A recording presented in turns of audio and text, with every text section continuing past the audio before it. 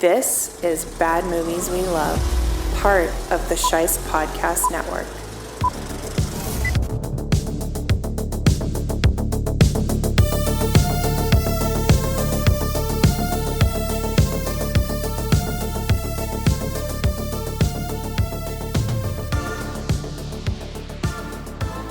Hello, Bad Movie lovers, and welcome back to another episode of Bad Movies We Love.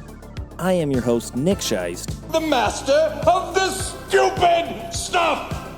I know the schedule has been a little inconsistent, a little up and down, a little rough and tumble since I've been working my way back into the habit, but if you're listening to this, you are the resistance. So thank you for being part of the resistance, like my buddy Ben over at the Cinema Shit Show. You can become a contributing member over at coffee.com/badmovieswelove. That's ko-fi.com/badmovieswelove. We got one bonus episode up. I'm working on some other bonus content ideas, but I'm also going to get some stickers and some coasters and some little peripheral goodies to give out for people. So keep that in mind. But you can also support the show by rating and reviewing the show on your podcast platform of choice. And of course, word of mouth is gold. So if you really like the show, you like what I'm doing here, you want to see it grow, you want to see it continue, you want to see it succeed and be part of the success, please tell somebody about it. And speaking of somebodies, my buddy Newman from Movies for Dayz is back. And this was something that was originally planned as part of the sort of Halloween horror alternative series during February. It got pushed to the back burner, but we finally got together to talk Rodman Flender's 1999 stoner horror comedy, Idle Hands.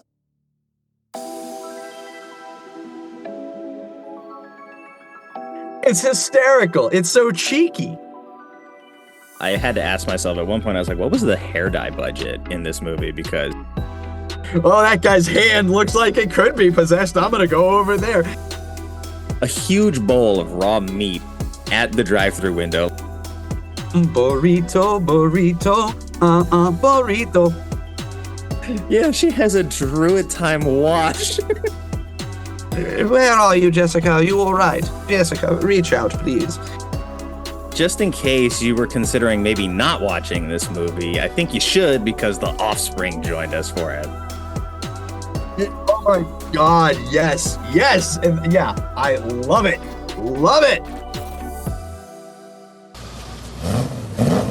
It's my hand, okay? It's like it's got a mind of its own. It makes me do things I don't want it to do. Oh yeah, man?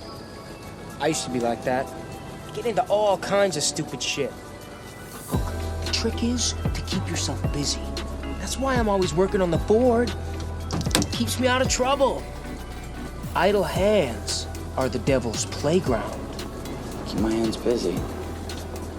Yeah, that actually makes sense.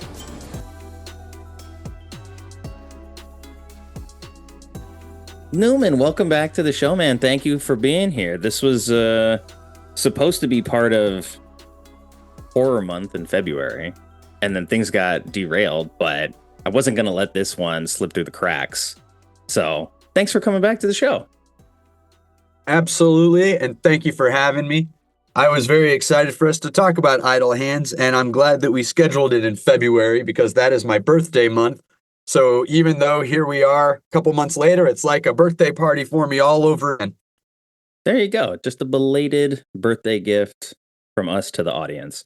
And, you know, I've talked to some people lately that when I tell them about movies that have been on the show, they're like, that's not a bad movie. And I'm like, I know.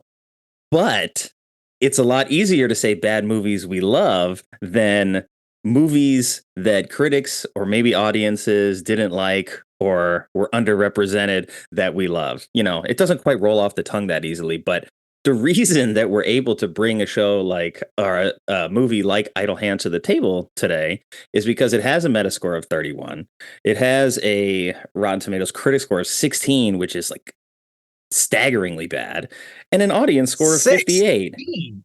Yeah, 16. That was way lower than I thought because I could see this as like, hey, it's not everyone's cup of tea. It's generally maybe poorly looked at, but 16 is really surprisingly low, especially because it has a 6.2 from IMDb. So a lot of users like it. Even the audience score from Rotten Tomatoes is 58. So significantly better on the audience side than it is on the critic side, but still well within the realm of things that I am allowed to talk about on this show and say that somebody said it was a bad movie, and that's why we're here to defend it.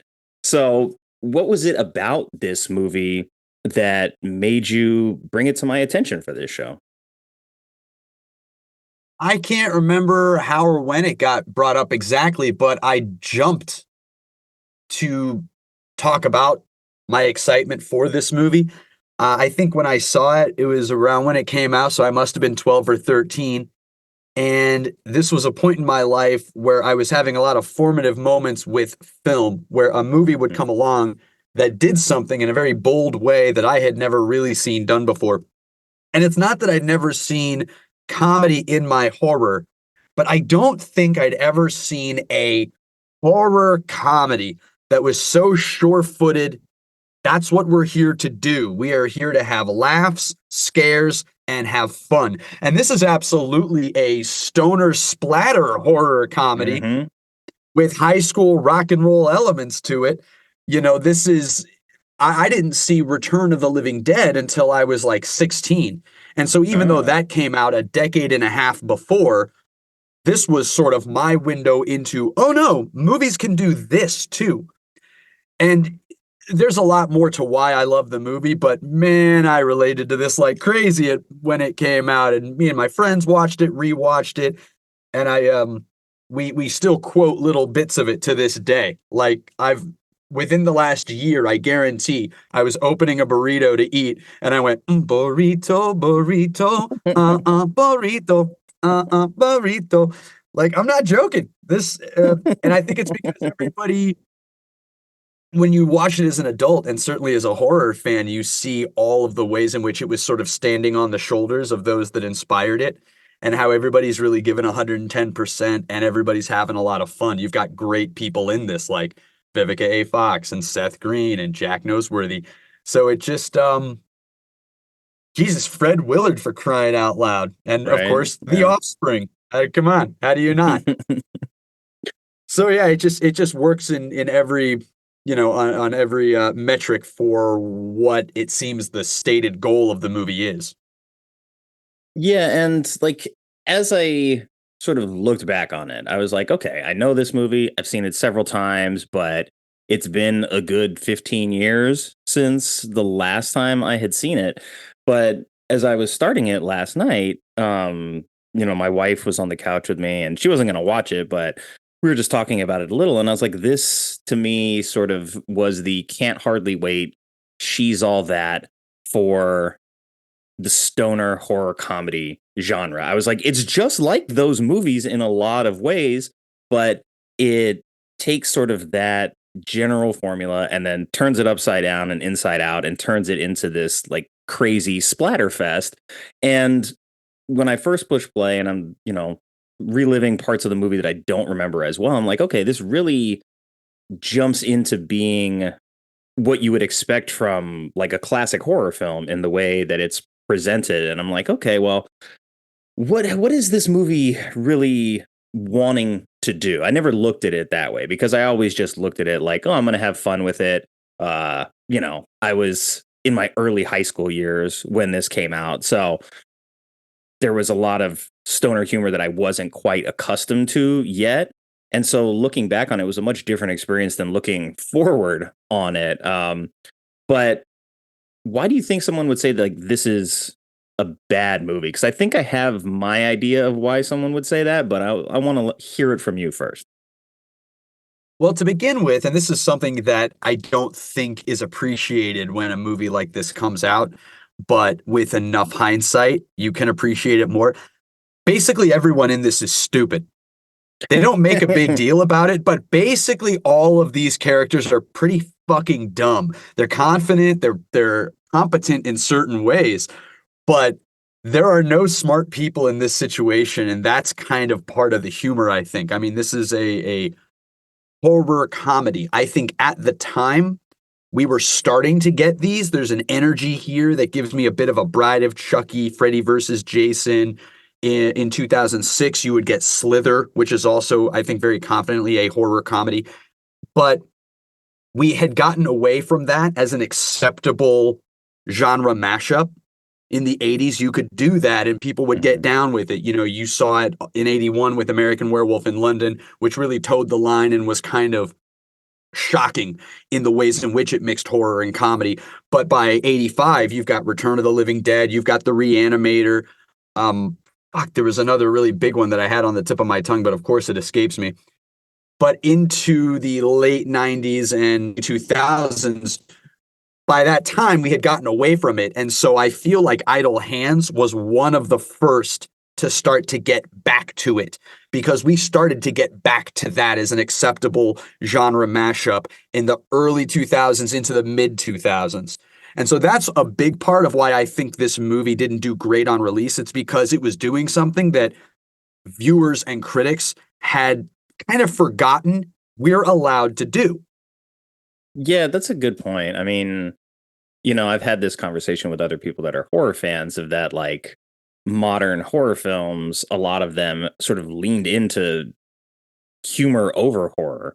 And like, you go to the movie and it's like, it's set in a horror world. There are, you know, violent acts happening, but a lot of the tone of the film is humorous. And I don't look at it like that's a negative thing. I think for me, it's like, I want to be entertained by the film one way or the other. And if the best way to entertain me with the story that's happening is to make it humorous, then that's okay. Like, we get something like Megan from last year, 2 years ago. But that is a movie that understands what it is, how to have fun with the idea that it's presenting and not take itself overly seriously, but also have some really strong horror elements. It just never makes the decision to turn the corner and be like, we want to be a scary, serious horror movie. It's like, we want to exist in this place where the doll can dance and be weird and crack jokes and have that sort of like in between, you know? Thrilling, entertaining, fun. These are the kinds of things that describe a good horror comedy. And I can't believe it took me this long to remember. Evil Dead. Yes. This movie has so much connective tissue to Evil Dead 2. And you look at that and say, now there is a great splatter horror comedy. You take Harold and Kumar or Cheech and Chong and put them into the Evil Dead situation. And here you are, complete with the American Werewolf in London comic device of the best friend that you killed coming back and as an undead zombie hanging out with you and being like, yeah, dude, I mean, here, let me help guide you on a path.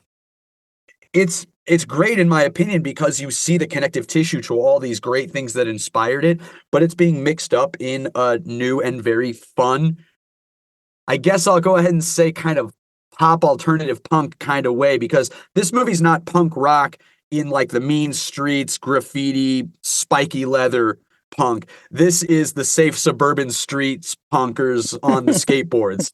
And maybe that's not who any of us wanted to be, but that's who I actually was. And so it feels like there's nothing wrong with this movie. It's perfectly fun. It's not trying to be cooler than it really is. That's a good point. It's like suburban access punk, but something that's easily recognizable. Like, even when I look back on it and I'm like, oh, this is very identifiably 1999, you know, in that way. But did you look at this as like a spoof film? Because when I recorded with Ben and Nix from Cinema Shit Show, we had done Bloodbath at the House of Death, and we saw how that was this horror comedy that really pulled from all these other horror films to inspire it. And there's a lot of allusions to those other movies in the film. And I feel like this movie, while it does that, it doesn't feel as much of a spoof as some of those other movies. Definitely not in the vein of like a scary movie. It has much more of its own identity in that way. But like you said, with the stuff about Evil Dead and The Hand and the friends coming back from the dead, like, there's very clear inspirations from other horror films. Oh, sure, but it doesn't feel to me like a spoof. It just feels like it wants to do its thing, but within that tent of horror comedy. And so you're not going to outdo those who came before. So if they inspired you, there's no reason you can't use something that they had add it to your mix, and hopefully it'll be a mixer. It won't sound like something you're just ripping off. And so yeah, and it works, I think, for me, because, and also the added bonus of there's going to be people that go to see this that never saw American Werewolf 1981, and it might be a thing that gets them on a trail to go back and find that. And, having that, you accept some of the other conventions of a movie that was made 20 years prior, and you're more willing to accept it because, oh yeah, it's got this other thing that I can already relate to. I've already got a buy-in from watching this movie that was current when it came out. And I can't believe I've gone this long without talking about Devon Sawa. I mean, Devon Sawa, come on now. The dude's been rocking horror and genre pictures from a very young age. He was in Casper, he did this, Final Destination, and people who've been watching the Chucky TV series will know he's been a main supporting actor on every season of that show. And they're doing the they're doing the American Horror Story thing, but just with him, where he plays a different character in every season. Oh wow. And and in season 1 they went Fargo with it. He played his own twin. Oh wow. Yeah. So Devon Sawa is just continuing to rock and roll. Seth Green made a big splash with me at an early age because when he was like 13, he was on the made-for-TV It, starring Tim Curry as Pennywise. Mm-hmm. And so, I mean, and doing voices on Batman the Animated Series. And so, he was always rocking and rolling, and I feel like he is just pitch perfect in this movie. His timing is just perfect. Everything he does is just great. And the gore, the splatter of it all they're not squeamish about it. It's got a lot of very clever editing. The movie is just fun. And I don't know, I feel like when people want to be critical of something, they'll attack it for just being fun and act like that's enough. Just to say that is enough of a negative.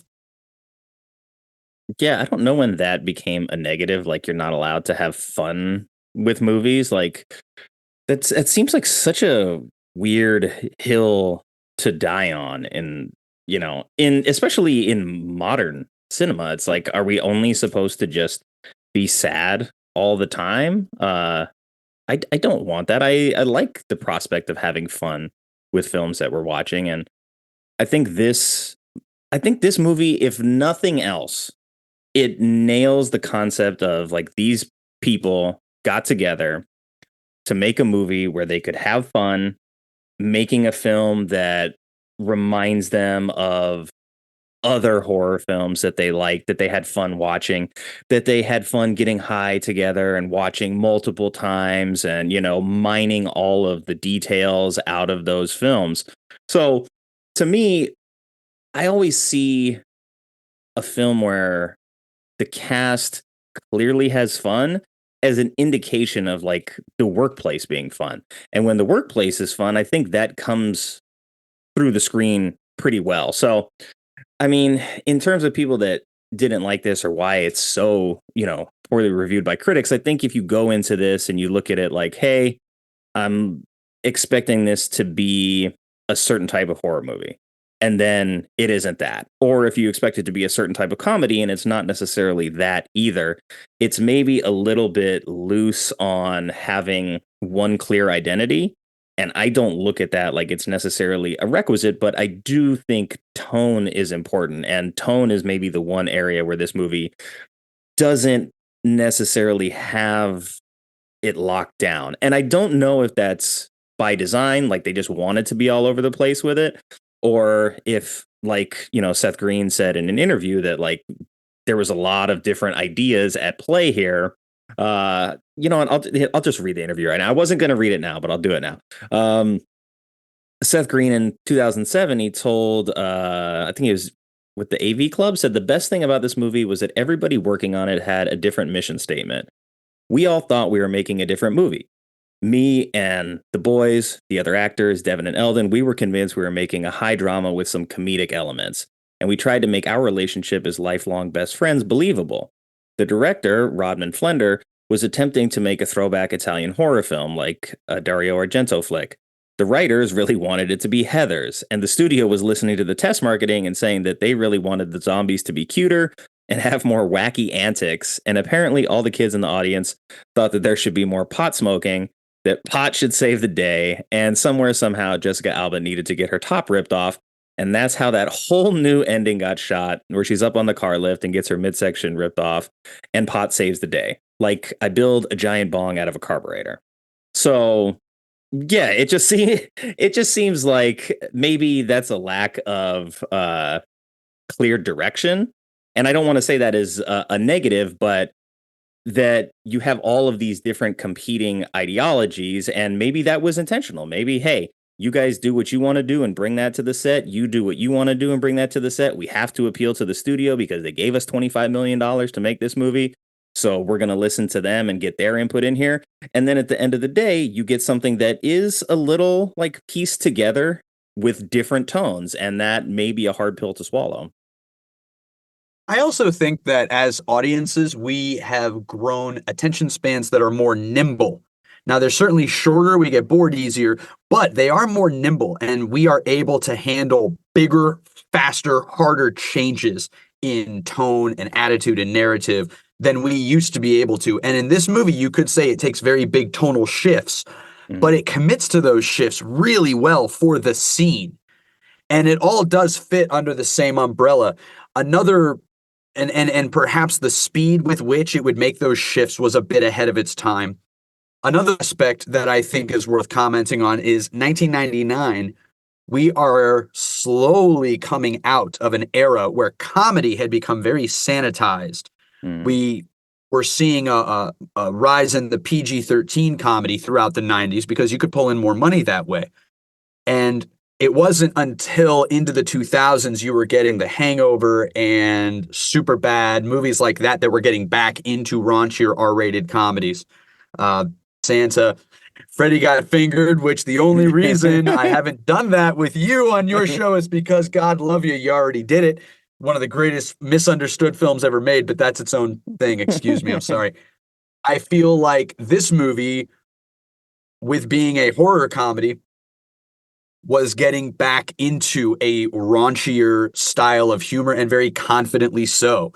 There is a lot of language in this. The blood is quite splattery. We've got some gratuitous nudity. We've got lots of drug humor. Drugs save the day. I mean, I have to be honest, I love that ending. It's Mighty Joe Bong! And now you're taking Anton time. It makes so much sense, not just as a pothead, of course I appreciate that, but also narratively. We use his lazy potheadness, which was his weakness, to now be the one strength that he uses to subvert the evil hand. And by the way, did we mention the hand is the same hand actor from The Addams Family and The Addams Family Values? We didn't mention that yet, but yes, that is a great bit of trivia. I mean, I guess when you're casting... shit, sorry. No, it's fine. It wasn't on my trivia list. Oh, good. I guess I'm just saying that they got people who showed up to play. You know what I mean? Absolutely. This wasn't just slapped together. It wasn't. And like, if you're casting somebody as a hand actor, you might as well go to somebody who's done something like The Addams Family, who has experience just being the hand, because the hand has a lot of personality in this film. And I feel like it probably had to be written as its own character, because I'm watching certain scenes, even when it's still attached to him, where the dynamic between Sawa and his possessed hand sort of tells me that this demonic hand is written in the script as its own entity. And I haven't read the script, but just based on what I'm seeing, I'm like, it has to be, because there's a scene where he is like fighting for control of the television remote with the hand, right? And he finally wrestles control of the remote away, and he looks at his possessed hand. He's like, ha, I win. And then the hand, just out of vindictiveness, grabs the cat sitting on the couch and just nunchucks that cat over his head, out the window, like across the neighborhood. And I almost fell to the floor laughing. I was like, I can't remember that I laughed that hard with it the first time, but to see that the hand just sort of did that act out of frustration I think that part of the joke worked for me a lot better than it would have when I watched it when I was like 13 or 14. I also appreciate the physical comedy that Devon Sawa Oh was yeah, giving us throughout that absolutely. entire section of film. I appreciate that so much more now as an adult, and especially having gone through a career as an actor and, training as an actor. That is so awesome and hysterical and impressive. And it's neat too. I remember when I was younger, the common refrain I would hear from people who didn't like this movie was that after he cut his hand off, that the movie went downhill because it got too silly. And I never really agreed, but I'd kind of nod and say, okay, because I don't know. I'm going to argue about that.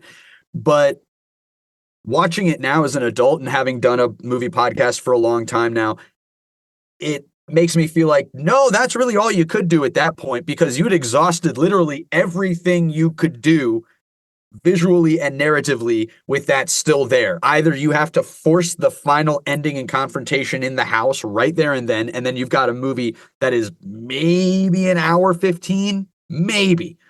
Or what's the next crazy escalation? What if it's not attached to me anymore? So now we really have no connection to what it's doing. It's totally a free agent.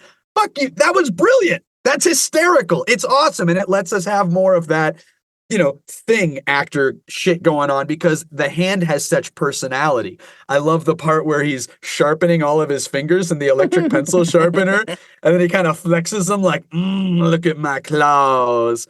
It's hysterical. It's so cheeky.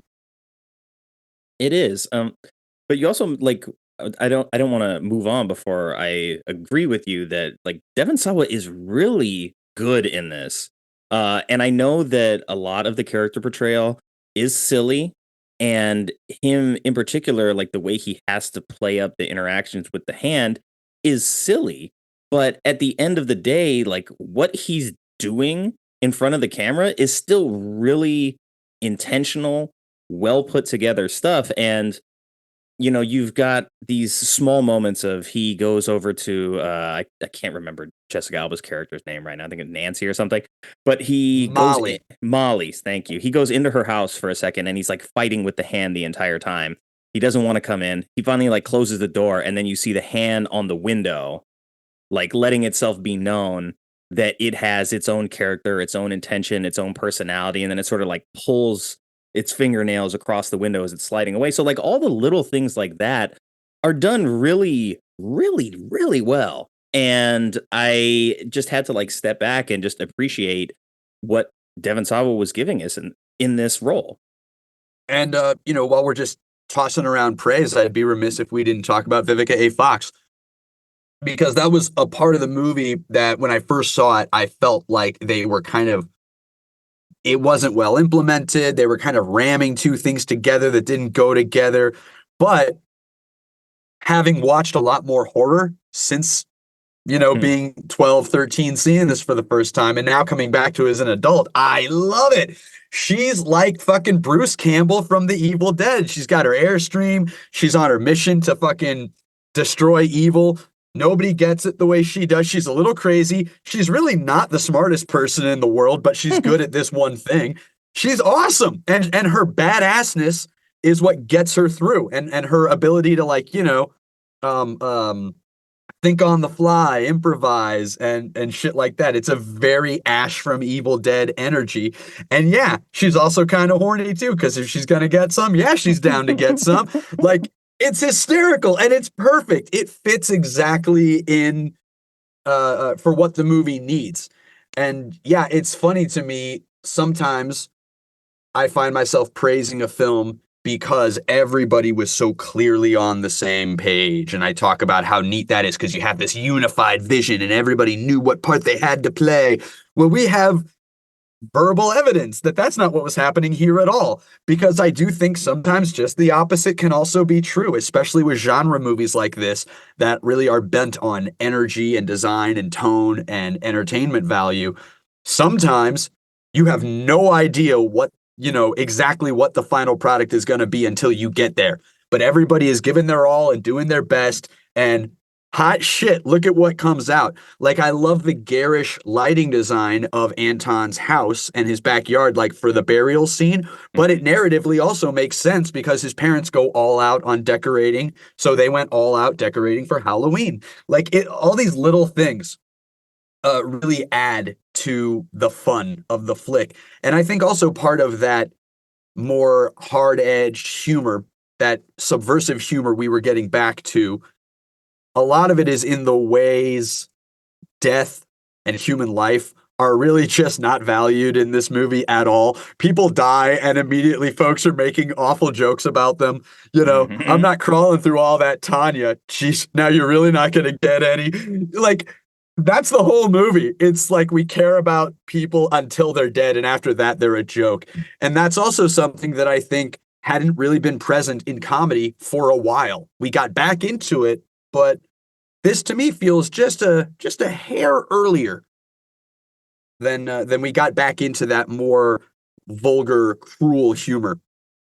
Yeah, I think that's a good point with the specific style of humor that's being used here, because there's a throwaway line too where he says, one of the first character introductions, he says, if your mom had teeth, she wouldn't suck dick so good. And they're just like being buddies, smoking weed downstairs. And I'm like, they're very weird stoners, but it shows the kind of relationship that they have, because in reading what Seth Green said, he wanted to put together this thing that him and Devon and Eldon were lifelong best friends, right? But then when we see them together, like, he buries them and he's like, well, I guess we didn't really do anything other than watch TV and smoke pot. And it's like, those are your best friends? It's like these people that you just have these sort of like transactional relationships with, where you tease each other very harshly.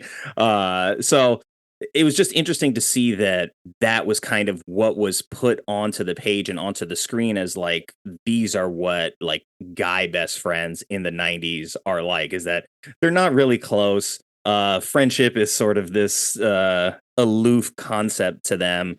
But interesting to see it still play out on screen, because it is a lot of fun. And before we move on to the next thing, I mean, we're already a little bit down the rabbit hole here, but we're going to grab the rabbit for a second, pull it back to the front of the rabbit hole. So for people that, don't like this movie, or maybe haven't seen this movie, we didn't really talk about what this movie is. We just jumped right into it. But I think you're a good candidate, because you're pretty light on your feet when it comes to stuff like this. I want to give you the opportunity to give the audience a brief overview, sort of synopsis of what this movie is. But if you're up for it, can you do it as a haiku? Okay. Okay, I got it. I got this. All right. Devon Sawa's hand, possessed by demon killer, dead friends help him too. Perfect. That's it in a nutshell right there. Oh, thanks for being a good sport. I didn't mean to spring that on you, but I was like, hey, you know what? I've wanted to try this for a while. I've had a couple weeks off. I know that Newman's a good sport. And, when we did our episode on Copland, you went on your entire pitch meeting mode. And I was like, okay, he could definitely do this if I bring it to the table. Yeah, what was it? And even if I crash and burn, I'll find a way to have fun with it, right? Oh, yeah, absolutely. Thank you. That was fun. Yeah, and so it really is. I sort of hesitated, and I was like, wait a second. How did his hand get possessed? I was asking myself, where did that come from? Because we start with the parents dying and him sort of not knowing, and Vivica, we meet her sort of in the middle of her story as well, where she's chasing the hand, but we don't really get backstory for her either. So I was just like, okay, it doesn't matter. It's just his hand is possessed. He's a killer. Well, he's not, but the hand is. So she explains it to what's the devil? What's the truck driving dude's name? It's not. I keep wanting to say Dante, but I know it's not Dante. Randy, thank you. She explains it to Randy in the bowling alley that this demon looks for the laziest piece Yes. of shit it can find and possesses the hand. So Anton got possessed because he's a lazy piece of shit. Yeah. He just got targeted because he's the laziest son of a bitch in that, I don't know, tri-state area. I mean, like, it's like after the one dude got arrested and put on death row, the demon was like, well, I guess I'm done here. I'm just gonna, I'm outie. I'm gonna go find someone else. Yeah, I think just maybe in comparison to like another horror film that would use a similar concept, there would be exposition of like where the demon had come from, why it had chosen the guy previously. There would be the moment where we see maybe Anton sleeping and the hand gets possessed. We would get maybe a little bit more explanation of how Vivica Fox has been hunting this demon across multiple generations, like why she's a family of demon hunters or something like that. So a lot of that stuff, I think, just isn't there, but doesn't want to be there either. It's not a lack. It's not a lack of oversight. Yeah, I feel like if the movie was made recently, they might worry about that. But that's, like you were saying, that's not what it's about. The other thing that's great is that it allows for there to be an air of mystery at the very beginning of the movie for both Anton as a character, but also us as the audience, as a first-time viewer. You really, for a hot minute, you're not sure what's going on. The killer in the house, ghost in the house that can possess anybody, demonic force that is like taking over things in the house. Like it could be a number of things before it's finally like, nah, dude, forget it. It's Anton, baby. You got to face it. And I appreciate that too. So yeah, no, it's interesting because I like that those things aren't in the movie. Yeah, and it's just, I think it had been so long since I had seen it that in watching it again, I'm telling myself, like, I know that he does have his hand possessed, but I don't remember why. And now I know why I don't remember why, really, because the movie doesn't take time to really take us on that journey. It's like, we get what we get, and that's what we're working with, and it doesn't go out of its way to do a lot of hand-holding.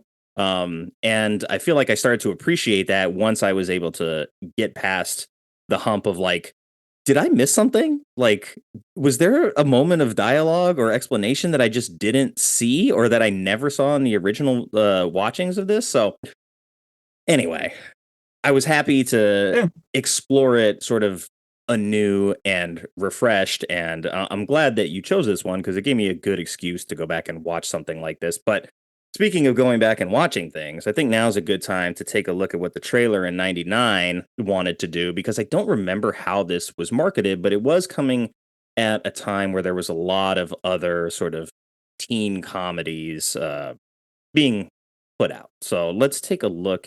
Okay, can you see this all right? Yes. Okay. Before we get to the trailer, it's time for a quick word from our sponsor. This episode of Bad Movies We Love is brought to you by Halloweeners, the jet black hot dogs in day-glow orange buns for Halloween. Halloweeners are made with 100% real meat from a variety of animals at the Halloweener Ranch and dyed black with activated charcoal. And as a special bonus, each frank goes through their patented coring process, where the center is hollowed out, so it's ready to be injected with your favorite condiments without getting your hands dirty. Or, if you're a real sicko, you can even use it as a meat straw like that one guy at Dodger Stadium. Unlike most manufacturers that sell their hot dogs in dozens while colluding with bun makers to sell their buns in 8-packs and passing the burden of getting the math even onto the consumer, Halloweeners are sold with their buns and come pre-sheathed and individually wrapped to ensure freshness and make sure that you, the customer, are treated fairly with a 1-to-1 wiener to bread ratio. You'll be the talk of the neighborhood if you hand out Halloweeners to trick-or-treaters. So, if you're a true Halloweener, the only choice is Halloweeners. And now, back to the show. 3 minutes, that's a long trailer. So I came all the way over here. People had more patience. I didn't say what I was holding. Oh yeah, that scene has like 2 moments of dudes grabbing their crotch. Don't you think you should in that one little scene. My dream life would be Yeah, the portrayal of stoners on film here in 1999 is not flattering. On his hands. Well, they're also high school age boys. Even if they weren't smoking weed, I don't think it would be very positive. Got a mind of its own. Oh, here's that, yeah. It's a bummer they gave that away in the trailer because, man, I laughed so hard. That poor cat. I love cats, but that was still hilarious. A Sorry about your bush. cat flying through the air is always funny. 911. What's the number? I'm not the killer. Okay. I mean, if OJ could get off, then I'm sure. You here? Now, his hand won't stop. 99, we love an OJ reference. Ew, that's disgusting. His friends Oh, and the won't gore in this die. is so creative and fun. The kills are so creative and fun. Yeah. Big bright white light at the end of a long tunnel. So what happened? We were like, forget that, man. It's too far. And the only way to stop it Stoners are too lazy to go to heaven. Keep my hands occupied, right? is to keep it busy. Let's be honest, they love their friend Anton, and they wanted to stay with him longer, help him out. Honestly, this scene though, where he's knitting to like keep himself busy as the cops bust in, he scares the other cop and he shoots the dude in the head on the couch. The comedy. It's just So good. even the cops are clearly guys that have like maybe graduated a couple years prior to them and that know them and maybe were even their stoner buddies a couple years ago. No, they were nerds in school, and they're all they're still hanging on to the baggage of not even being cool enough to hang with the freshman stoners, so they became Idle cops. hands. They got their own movie going on. Story of a boy and his hand. Kinky. Fly for a white guy. That's the other thing about this trailer. It wants you to know the offspring is here. Right? Just in and- case you were considering maybe not watching this movie, I think you should because the offspring joined us for it. Well, you know, it's about to go all Carrie up in that fucking high school gymnasium while they're dancing in their Halloween get up, and Dexter Holland is on stage singing and checking out some high school girl, which was just something we all sort of shrugged off in the moment. But then he gets his scalp appropriately scalped, and I actually had an interview from him about that moment because apparently the fastener that they used for the skull piece it was a little bit painful when they ripped it off. Ouch. But he said he didn't complain because the more you suffer, the more it shows you really care. Right? Yeah, ha ha. He said that. I mean, it was interesting to see that he decided to do the cameo in the first place because, you know, if you inject him into the movie and like there's no concert or anything, there's no band playing, then it maybe doesn't necessarily hold up in the same way. But I think the Offspring at the time were sort of identifiable with, like we said, like suburban access punk. So it helped set the tone for like who the key demographic for this movie would be. And like I said, when I look back on it, I'm like, oh, this feels definitely like this time period. It doesn't pretend to be something else. It wants to identify as this sort of, not relic, but this thing from the late 90s. Yeah, it was a stoner horror splatter comedy for that moment in time. And it's I feel like it's so successful. I love like you said, when the cops busted and shoot what's his name, Eldon Hansen's head. It's like, I was gonna say I think you should do what the officer says, but now I've changed my mind. Yeah, man, you should just kill him. And it's great too because they are also stupid characters, these fucking cops. They've got a chip on their shoulder because they were dorks in high school. I love that too. It's like, did you even once ask us to come hang out and get stoned behind the shed with you and the other potheads? You guys were dorks, man. I don't know. They got all pissed off. And so, like, it's funny to me that the movie has so much to do with duos, trios, and loners because you've got the duo of the two dead friends. But of course, we are the strongest when we are a trio with Anton.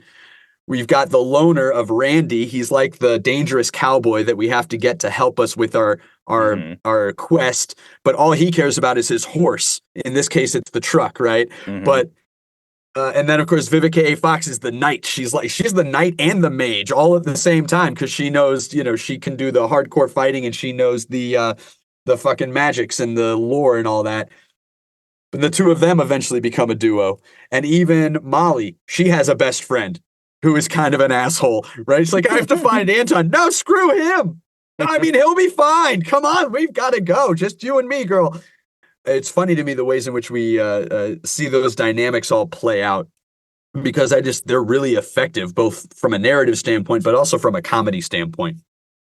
Yeah, and like the way you describe it, it almost exists as like a fantasy movie from the 80s in that way, in that, you've got very particular character archetypes that represent, hey, this is the knight, this is the cowboy, these are the screw-ups. And I like how that all lines up and plays together because they all do have their particular roles. And even like Randy's character is a character that I think in a lot of other films wouldn't be there at the end in any heroic capacity. He would be that character who sort of is along for the ride, but ultimately dies because he's a dick.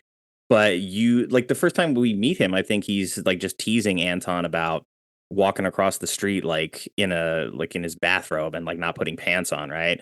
So we see him like working on the truck and he's teasing him, but obviously like they live in the same neighborhood. He knows this kid. He's probably seen him grow up. They probably like have a lot of connective tissue in their lives. And so when it comes down to it, like, even though there is some pushback from Randy when it comes to actually like helping them with their big problem, he ultimately steps up and helps them, even if it's, what does he do it at the drive-through window where he gets hijacked?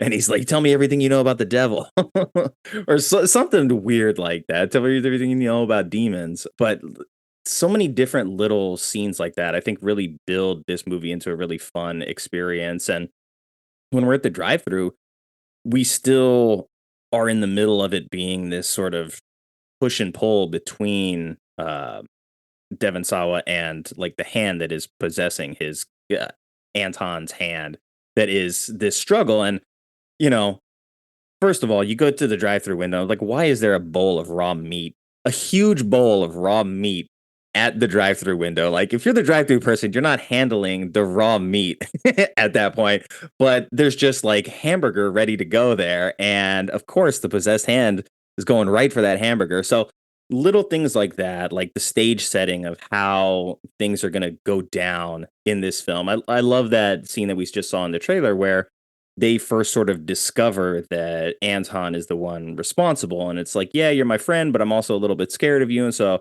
he's backing away slowly, opens the fridge door in between the two of them.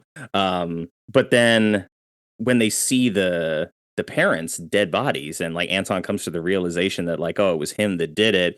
You got the song in the background, pop that coochie, pop that coochie. And they start dancing like to the dead, right over his dead parents. They're just dancing to the music video that's on TV.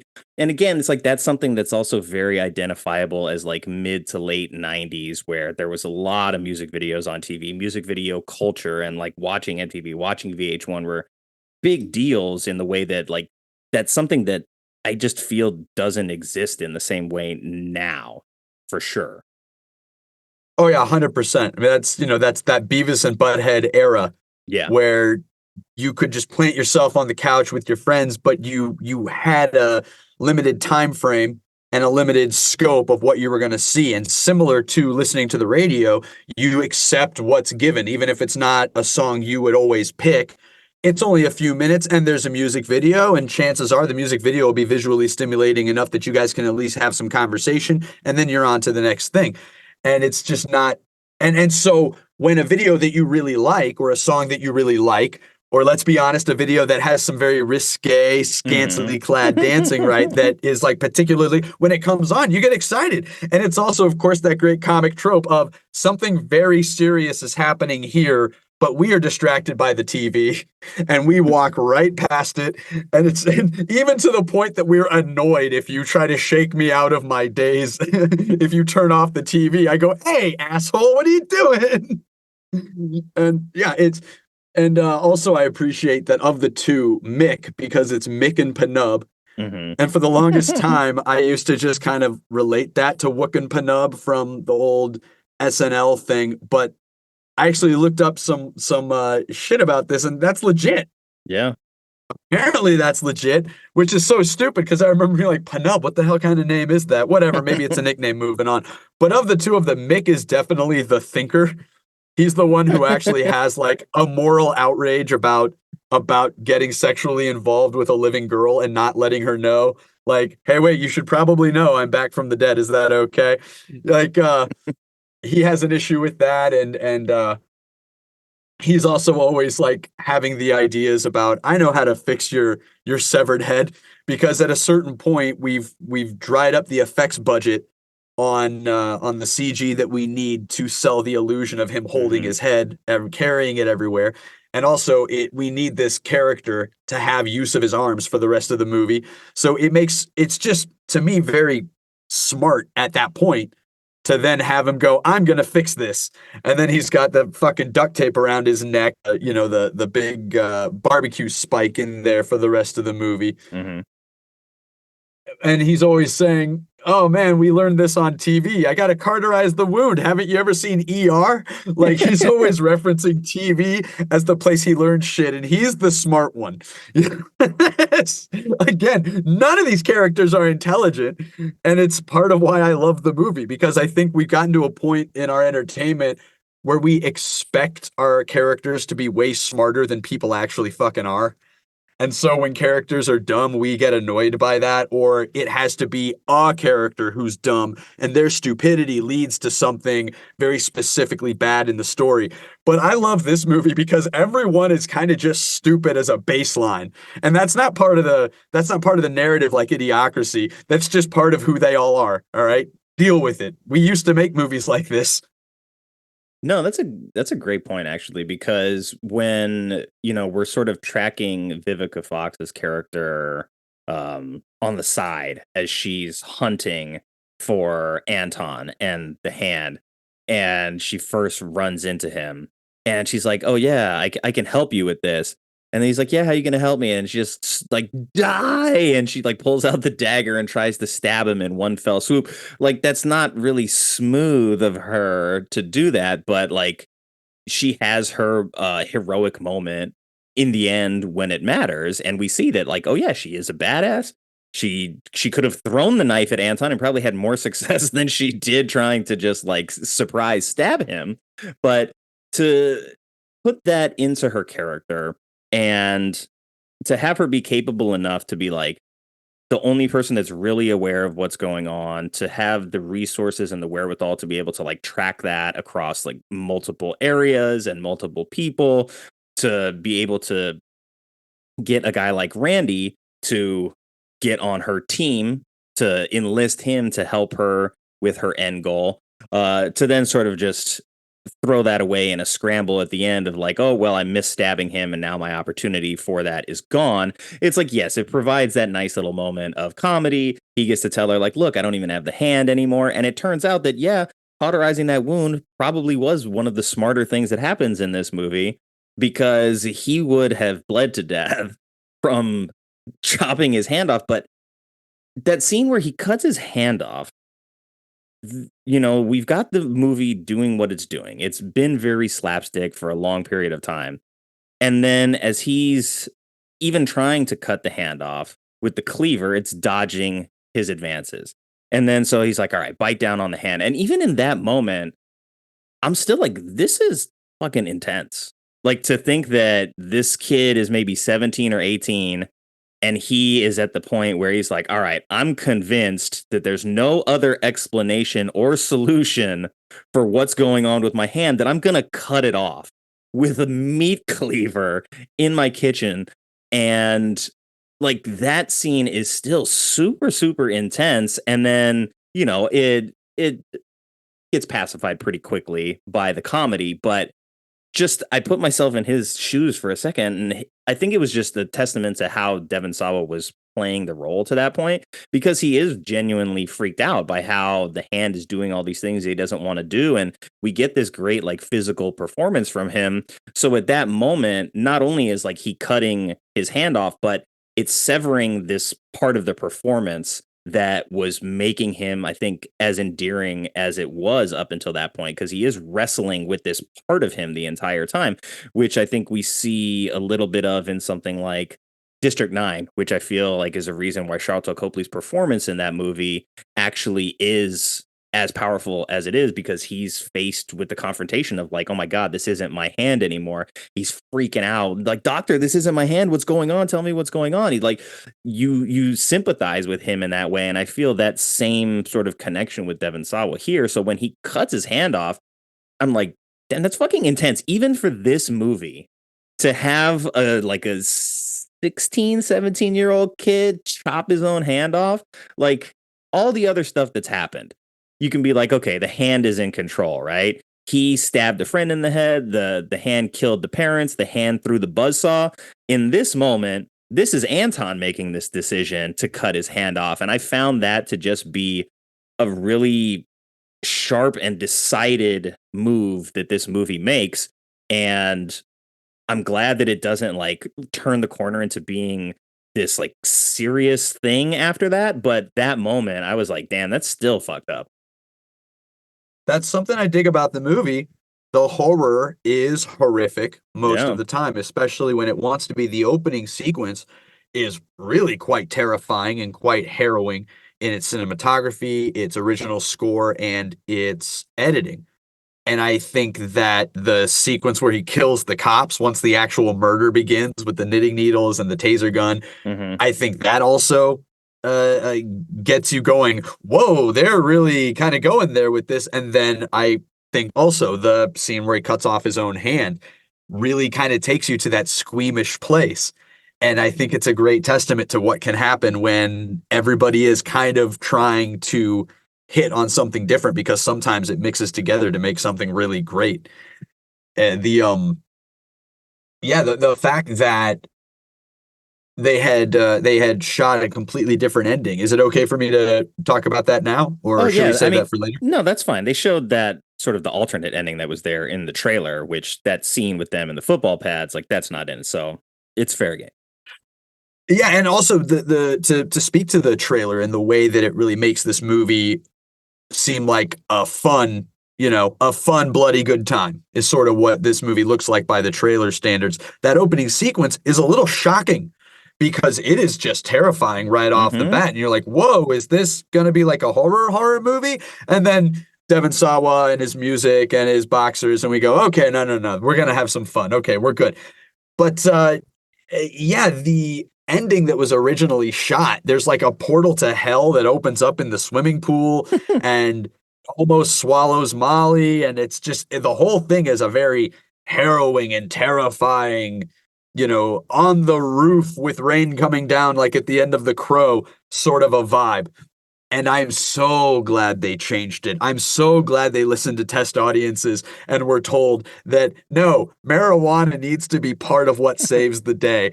That was always one of my favorite things about the movie, because that's just a ludicrous thing to have happen in your film, but it's so perfect for this film and these characters. And it's so silly that the portal to hell is just a pentagram scratched on the ceiling, and she's being rose up on a car closer to the, and even though it is just stupid and it's stupid, certainly a tinge misogynistic to have this moment of comedy where her clothes get half ripped off. The fact that it's preceded by, Molly, it's okay. We're here to save the day. We are your knights in shining armor. Here, we're going to help. And all they're able to do is make her less clothed. And she looks down and sees that and then looks up and screams. And that is so goddamn funny. And also so true to the characters and the vibe of the movie. So I'm over here going, I'm sorry, it works. Thank you for doing all of this, everybody. It does, and there's a moment there too where Molly, Jessica Alba, she's like, "What? Are you really about to smoke weed with your friends right now? As like she's about to die, and she just like her exasperation and her frustration comes through.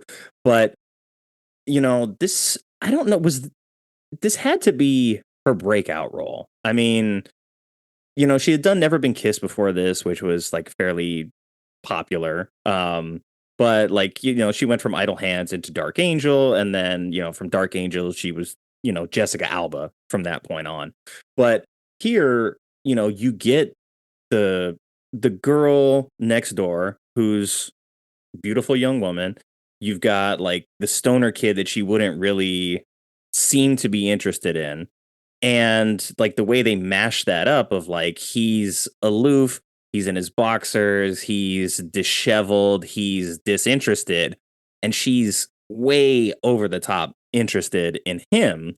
To see that she pours so much effort into wanting him throughout the entire movie, which, I mean, like, it's a stoner comedy about this guy. Of course, like you said, a little bit misogynistic in how it entertains that, but to get to the end and to just be like, seriously, after all the effort I've put in to you, you're going to smoke weed with your friends right now rather than try to save me. That part, I was like, wow, she really nailed that. And I like that the script did that, because there's moments in this movie where he goes to her house and he is very noticeably covered in blood. And she's just like, no, well, I'm not even paying attention to that. Like, he's just a dirty boy. And it's played completely straight. And I think watching it as like a younger man, I didn't even pay attention to that. But the wherewithal to have the love interest in a movie be this beautiful woman that is probably beyond the social station of where Anton is in high school, and to have her be that interested in him, and to even ignore something to the point of like, he's covered in blood when he shows up at your doorstep, and you're just like so into him. Come inside, please. all these characters are stupid. All of them. And she is illogically thirsty for this guy. Now, here's the thing I will only push back on, is the idea that he was disinterested. He was always into her. He always held it to. He was shy, super unconfident about talking to her. And it's kind of this twist of fate that the hand, this awful thing, brought him to her door. And that's, that's that old thing where no matter how interested a girl is in you, she kind of needs you to show, through action, that you actually are interested and actually give a shit, or actually willing to go there. But yes, it is taken to illogical extremes with this character. And yeah, it's so much a thing about it just being this lazy male power, this lazy male fantasy. Yeah. He even says it himself. His dream would just be to sit around on TV, or sit around on the couch, smoke weed, watch TV while some hot broad brings him food. And that's exactly what happens at the end of the movie. He's in a body cast in a hospital, but he gets to kiss Jessica Alba. She feeds him, and the nurse who comes in to give him meds, right, which would sort of be like smoking weed, is also beautiful. And his ghost buddies, his guardian angel ghost buddies, are also there. He wins everything at the end of this movie. It's hysterical.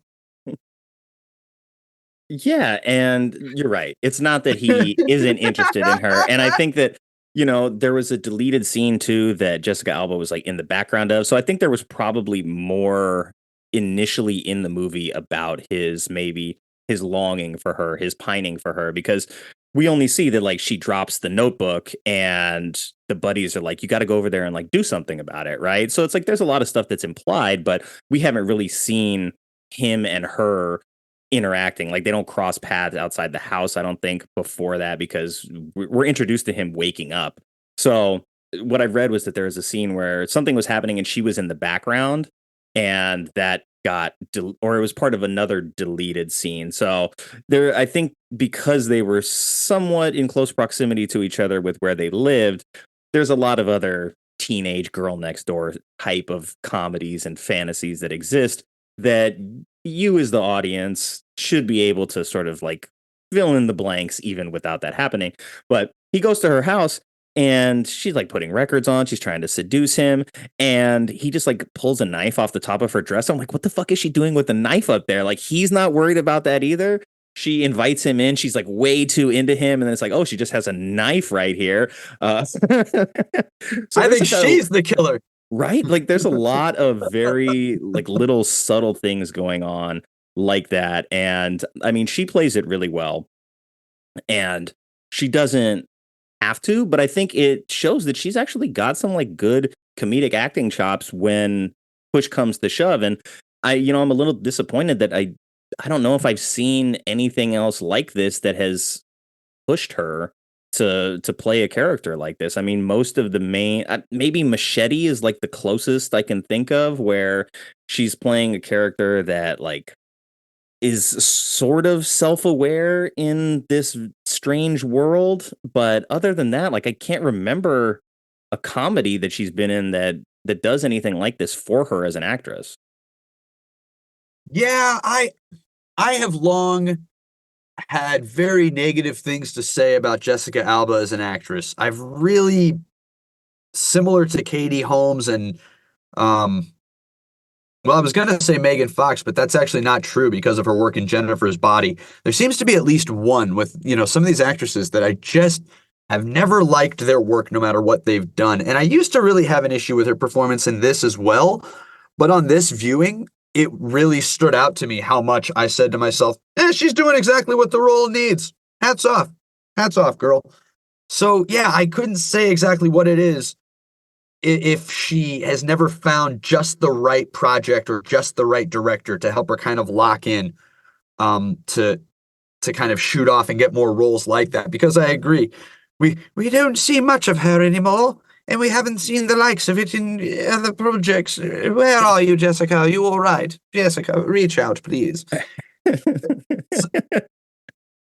Well, Jessica, she's doing all right. She's got her Honest brand company that she's running now, which is like much more conscious products for babies and mothers. I think what she got pregnant, had her kid, and then was like not happy with the products that were on the market, so started her own company. So good for her. Actually, you know what? I'm not sponsored by them, but I use the Honest detangler. They got some good sense. I know it's like kids hair detangler, but when I was growing my hair out to donate it, I was like, you know what? I need something to help me. I like what this company is doing. I like sort of like the mission statement for them.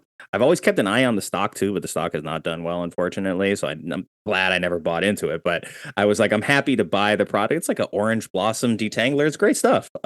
So if you're listening and you need a hair detangler that isn't like overly processed, check out the Honest Company. Maybe Jessica will come on the show and talk about why she has not had that comedy vehicle that really taps into this. But she did like The Eye after this. So she became Jessica Alba very quickly, I feel. She did Into the Blue, and then it was like, okay, now she's Jessica Alba, the sex symbol, and whether or not she's a good or capable actress at that point almost didn't matter career-wise, because she wasn't necessarily being cast in order to fill that void. She was being cast, I think, in a lot of movies to be Jessica Alba. So we get to a time where she gets cast in Fantastic Four, right? And it's like Fantastic Four should be good. I mean, regardless, it's a Fox studio project. It's got a big budget. It's got a lot of visibility. But it's like you take someone like Jessica Alba and you make her the Invisible Woman, like that's maybe not the best investment. And you pair her with like Ian Gruffudd, who's not really a household name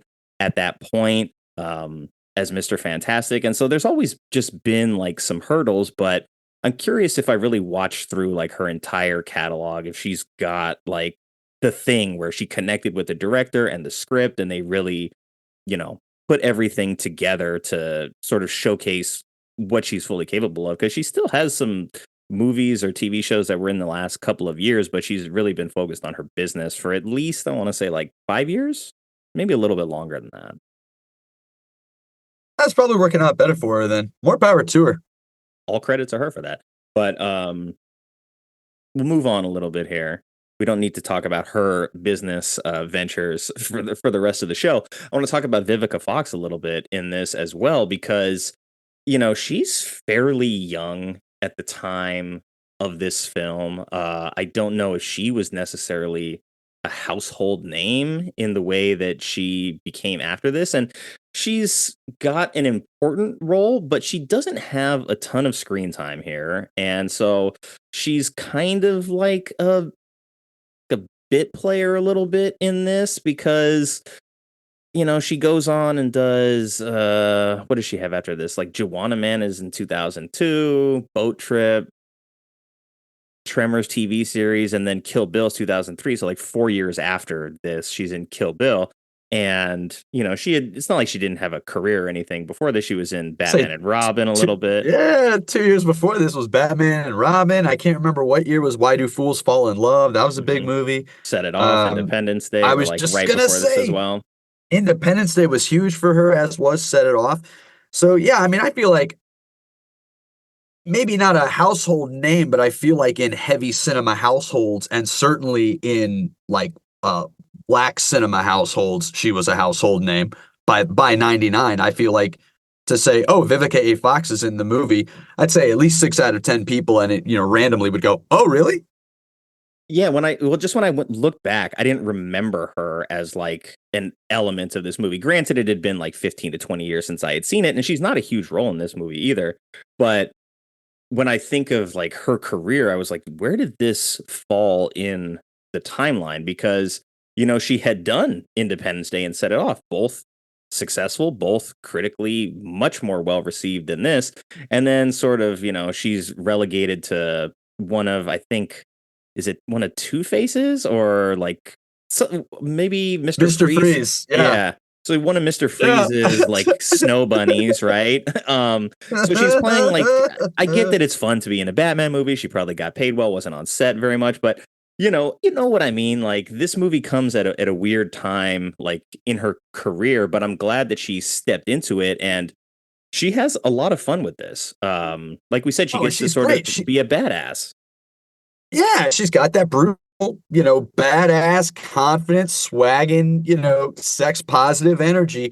And I mean, I think we can also not dance around it too much in Hollywood. Once a woman reaches a certain age, a lot of the offers start drying up. And I don't know, and I think that that's not something that was remotely even starting to get better by 99. And so it could be that her roles were getting a little bit further. What's funny, this movie in structure and character dynamic also kind of reminds me of Masters of the Universe. I don't know if you've ever done that on your podcast, but it's someone bloody well should. It's got Billy Barty and Courtney Cox and Dolph Lundgren, and I think that's Frank Langella. God damn, what a movie. Yeah, it's a good one. Anywho, but it does have a bit of that vibe to it. She's the like we were saying before, she's the mage and the really great warrior who has the knowledge and the experience. But because we're so focused on the Hobbit, and the main Hobbit and his two friends, we're really focused on their journey. And so she can't take up too much time, and we can't get too much into her background. We get just enough to know that she's a force to be reckoned with. But I love that, again, she's not super smart either. She gets to town with no plan. Her plan is, well, I'll go to the bowling alley. And at the bowling alley, she's just looking at everyone's hands. Oh, that guy's hand looks like it could be possessed. I'm going to go over there. I mean, like, really, no plan at all. I remember what it was I had wanted to mention before, too, is that, like in the bowling alley, when we have our piece of almost throwaway dialogue where she's talking to Jack Noseworthy about why the demon possesses who it possesses. Mm-hmm. It looks for the laziest son of a bitch in the world, and that's who gets possessed because they're a lazy piece of shit. But it's just this piece of dialogue with him. Similar to that, we get that earlier explaining why Anton has a crush on this girl. They're like, you've lived across the street from her for how long? Hey, man, she's going to catch you reading those lyrics over her shoulder in biology class. Like, man, you should just go talk to her. Come on, you've liked her for so long. But it's like this little bit of dialogue. We don't see it happening. We don't even have the camera on their faces when they say some of this. And so that's the other thing about the movie is that it gets very economical with some of this stuff. I feel like there's a ton of shit that just got hacked off, left on the cutting room floor, and it's still an hour 45. Yeah, it's not a huge time investment if people are worried about that. But when you speak about economical, I had to ask myself at one point, I was like, what was the hair dye budget in this movie? Because Vivica's hair is red.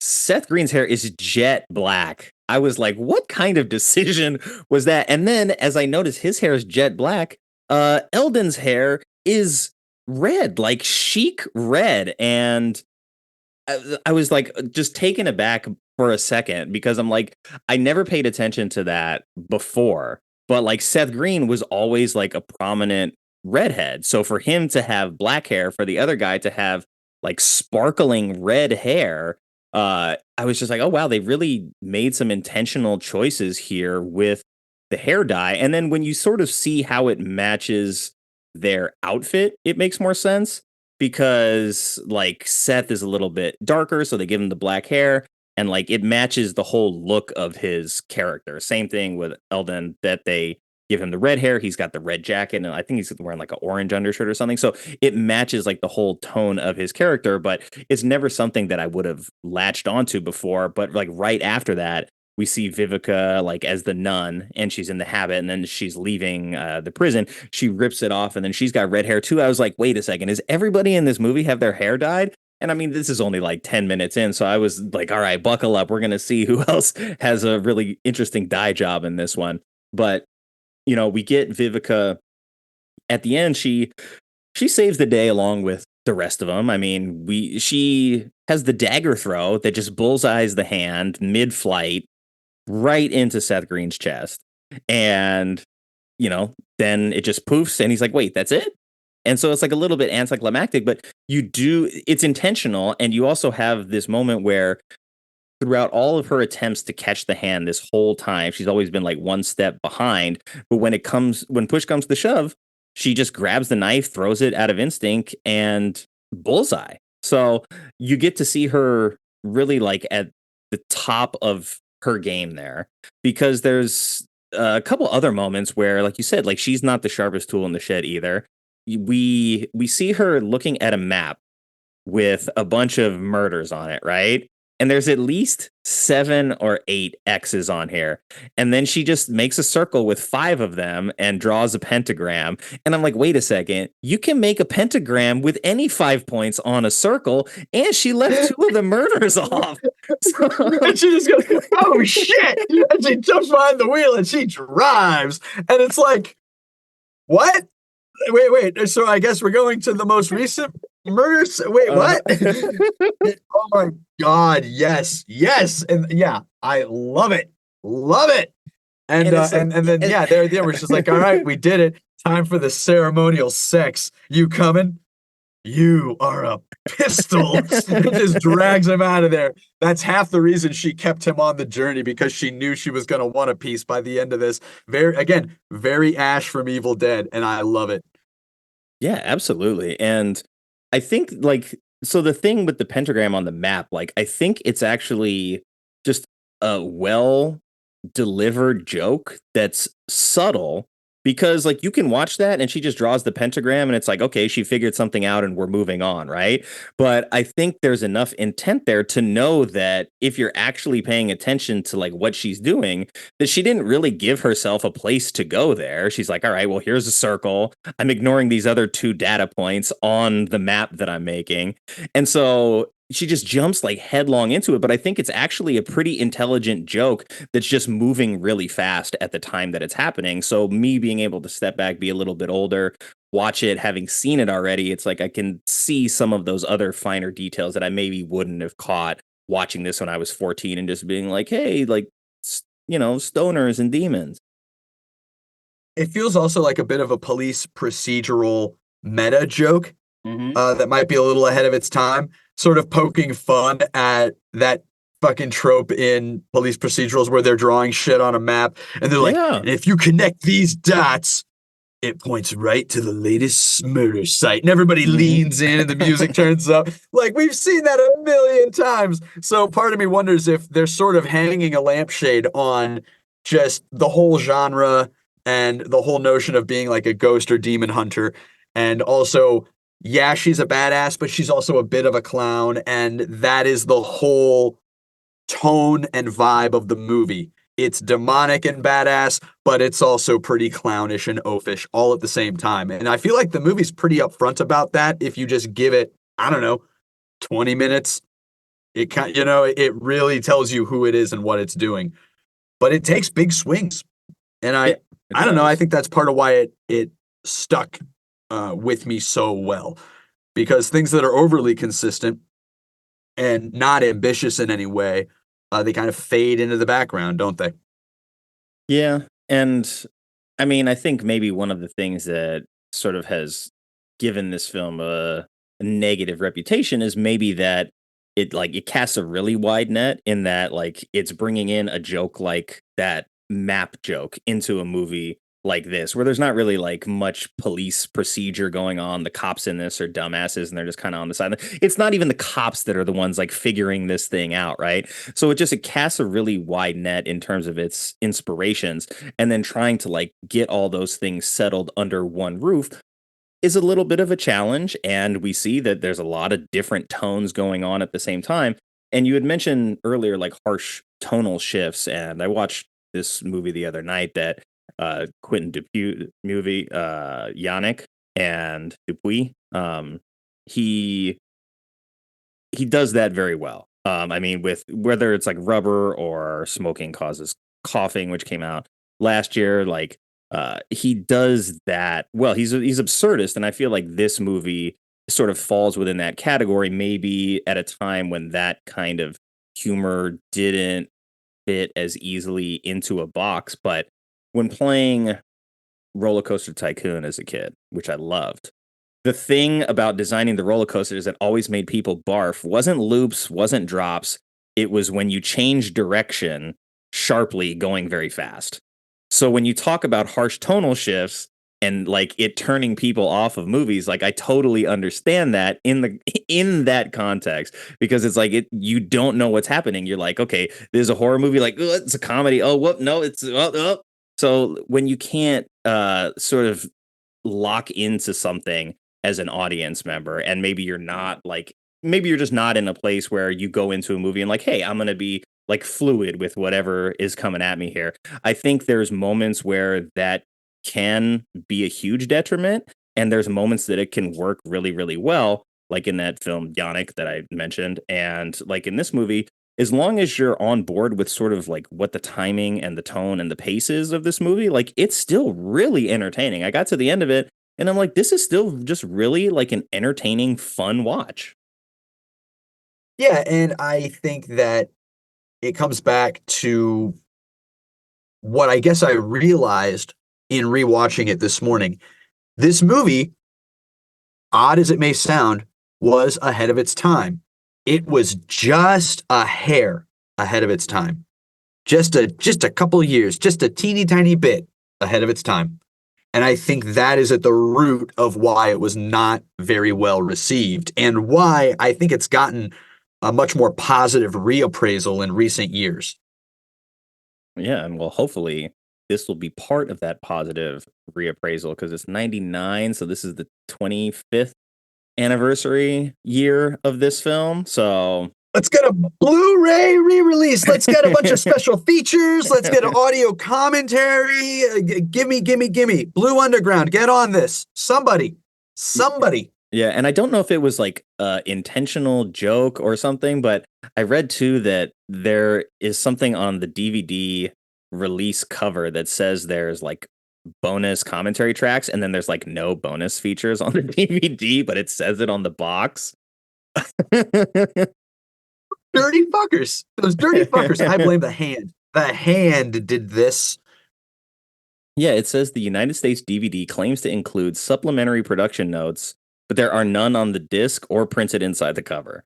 So I don't know if that's like one final joke from the filmmakers to the audience, but that's an interesting little tidbit, which is a good segue for a change into trivia. Time for trivia. I'm dancing to the music that I know will be there later. Time for trivia. Let's go. All right. So, question number 1. This movie was filmed in the same neighborhood as which iconic horror film? Halloween, 1978. That's right. It is a Pasadena neighborhood. So, if you see Anton's house and you're like, hey, that might look familiar, that's because you probably saw it in the original Halloween. Speaking of Anton, let's see. Devon Sawa's character is named Anton after which infamous religious leader? I don't know his last name, but he founded the Church of Satan. He did. Someone's going to be pissed that I call this person a religious leader, but nonetheless, Anton LaVey was the founder It's a of the church. Church of Satan and the founder of the Satanism religion, which Liam and Wayne over at In Film We Trust would take great joy in knowing that little bit of trivia. Big shout out. Hi, guys. Hey, fellas. I've told them for like months, I'm like, can you two agree on a bad movie that you both enjoy that you can do on the show? And they're like, okay, we'll get back to you. And it's been like months of them trying to figure out. I'm like, can you just admit that you like a bad movie and bring it to the table? Even if one of you doesn't like it, there's 3 of us. We'll get through the episode at this point. So, fellas, if you listen to this, I'm going to be back at you, pestering you to get that movie off the ground. But the third and final movie, you mentioned The Offspring, and they have a cameo playing at the party. But Dexter Holland, the frontman, is wearing a band shirt from which California band? Oh. Is it AFI? It is AFI. I couldn't remember if it was that or a different group, and So when we talk about like this movie, I've seen this movie way too many times. But we talk about this movie like having these connections to like punk, and I mean Devon Sawa was in SLC Punk, so there's a lot of this like connective tissue around, and then AFI. They were a California punk band, and then they ended up releasing a couple of albums under Dexter Holland's record label. So it's just cool to see that as well. There's a lot of music related stuff going on in this. Even in the bonus trivia, Randy is wearing a Quiet Riot shirt in this film, and Tom DeLonge from Blink 182 does the cameo as one of the drive-thru employees. So you've got a lot of that stuff going on. So that's why I said like this movie is so 1999. There's very few films that like nail the aesthetic of the year that they're in without it being like, hey, we want to intentionally sort of identify ourselves as this. Like you look back at this, I think 50 years from now, if you watch this movie, if you were around during the 90s, you would be like, oh, that was so the 90s. It's a bit of a time capsule movie, isn't it? Can I ask you some bonus trivia? Sure, let's see if I'm any good at this. The gymnasium was the location also used in a horror high school property. What movie was that also shot at this high school? I read it earlier and I was just like, oh, that's interesting. And my brain did not retain the information. Oh, wait, no, one of them is Buffy. But there's another one, isn't there? There might have been another one, but I was thinking of Buffy. Buffy the Vampire Slayer. Was it the movie or the show, though? I'm 99% sure it was the movie, but I might be mistaken. There's already a connection to the show because savvy listeners are going to know that Seth Green was Oz the werewolf on Buffy the Vampire Slayer for several seasons, and it just fuels my love of him between this and that and Robot Chicken and It. I mean, Seth Green, I love him. He's just great, and he's so perfect in this. Most of the lines that I was always quoting with my friends were Seth Green lines. Like when he's like, maybe we should clean it. And he goes, yeah. And while we're at it, we'll clean the whole fucking house. It's not our mess. That's the other thing I love about this movie. And it's rooted in the comedic reality of everybody being kind of stupid is how inherently funny it is when one person looks at someone else as if they are the idiot. Because it's like, you're a moron to begin with, but you're sitting here looking at someone like they're stupid. And there's just something so inherently funny to me about that. And it's one of those things that the movie does so well without calling attention to itself, patting itself on the back, saying, hey, that's part of what we're doing. And that, I think, is something that's very rare in comedy. I feel like comedy in this day and age, 2020s, has a very bad habit of congratulating itself or explaining the joke after making the joke, or trying to it's weird. It's almost a weird capitalism thing of trying to get more out of your joke, mine for more laughs after you've already said the joke once. That's a weird, and it's a not weird little hole I just exclusive. dug myself into. It's not exclusive to comedies either, which I've seen, unfortunately, in some films where it's like, if you're paying attention to what the movie is doing, you should know what the answer is. And then it's like, oh yeah, but just in case a particular portion of the audience wasn't paying attention or they haven't gotten it to this point, we're going to then spell out what the answer is for them as well. And the movie I watched last night just sort of leaves you with none of those answers. And the audience last night was very quiet at the end of the movie. And I had to think to myself, I was like, did people not understand it? Because it is a movie that sort of plays with the concept of do you know what's actually happening or not? And we got home and the more I was thinking about it, I asked my wife, I was like, do you understand what happened in the movie? And she's like, no, not really. And I was like, okay, that's intentional. The movie wants to do some of that. But I like that this movie didn't feel the need to stop and then reverse course and be like, okay, well, we know we had the wool over your eyes this whole time, but we want you to be in on it at the end. So here we're going to tell you exactly what was happening.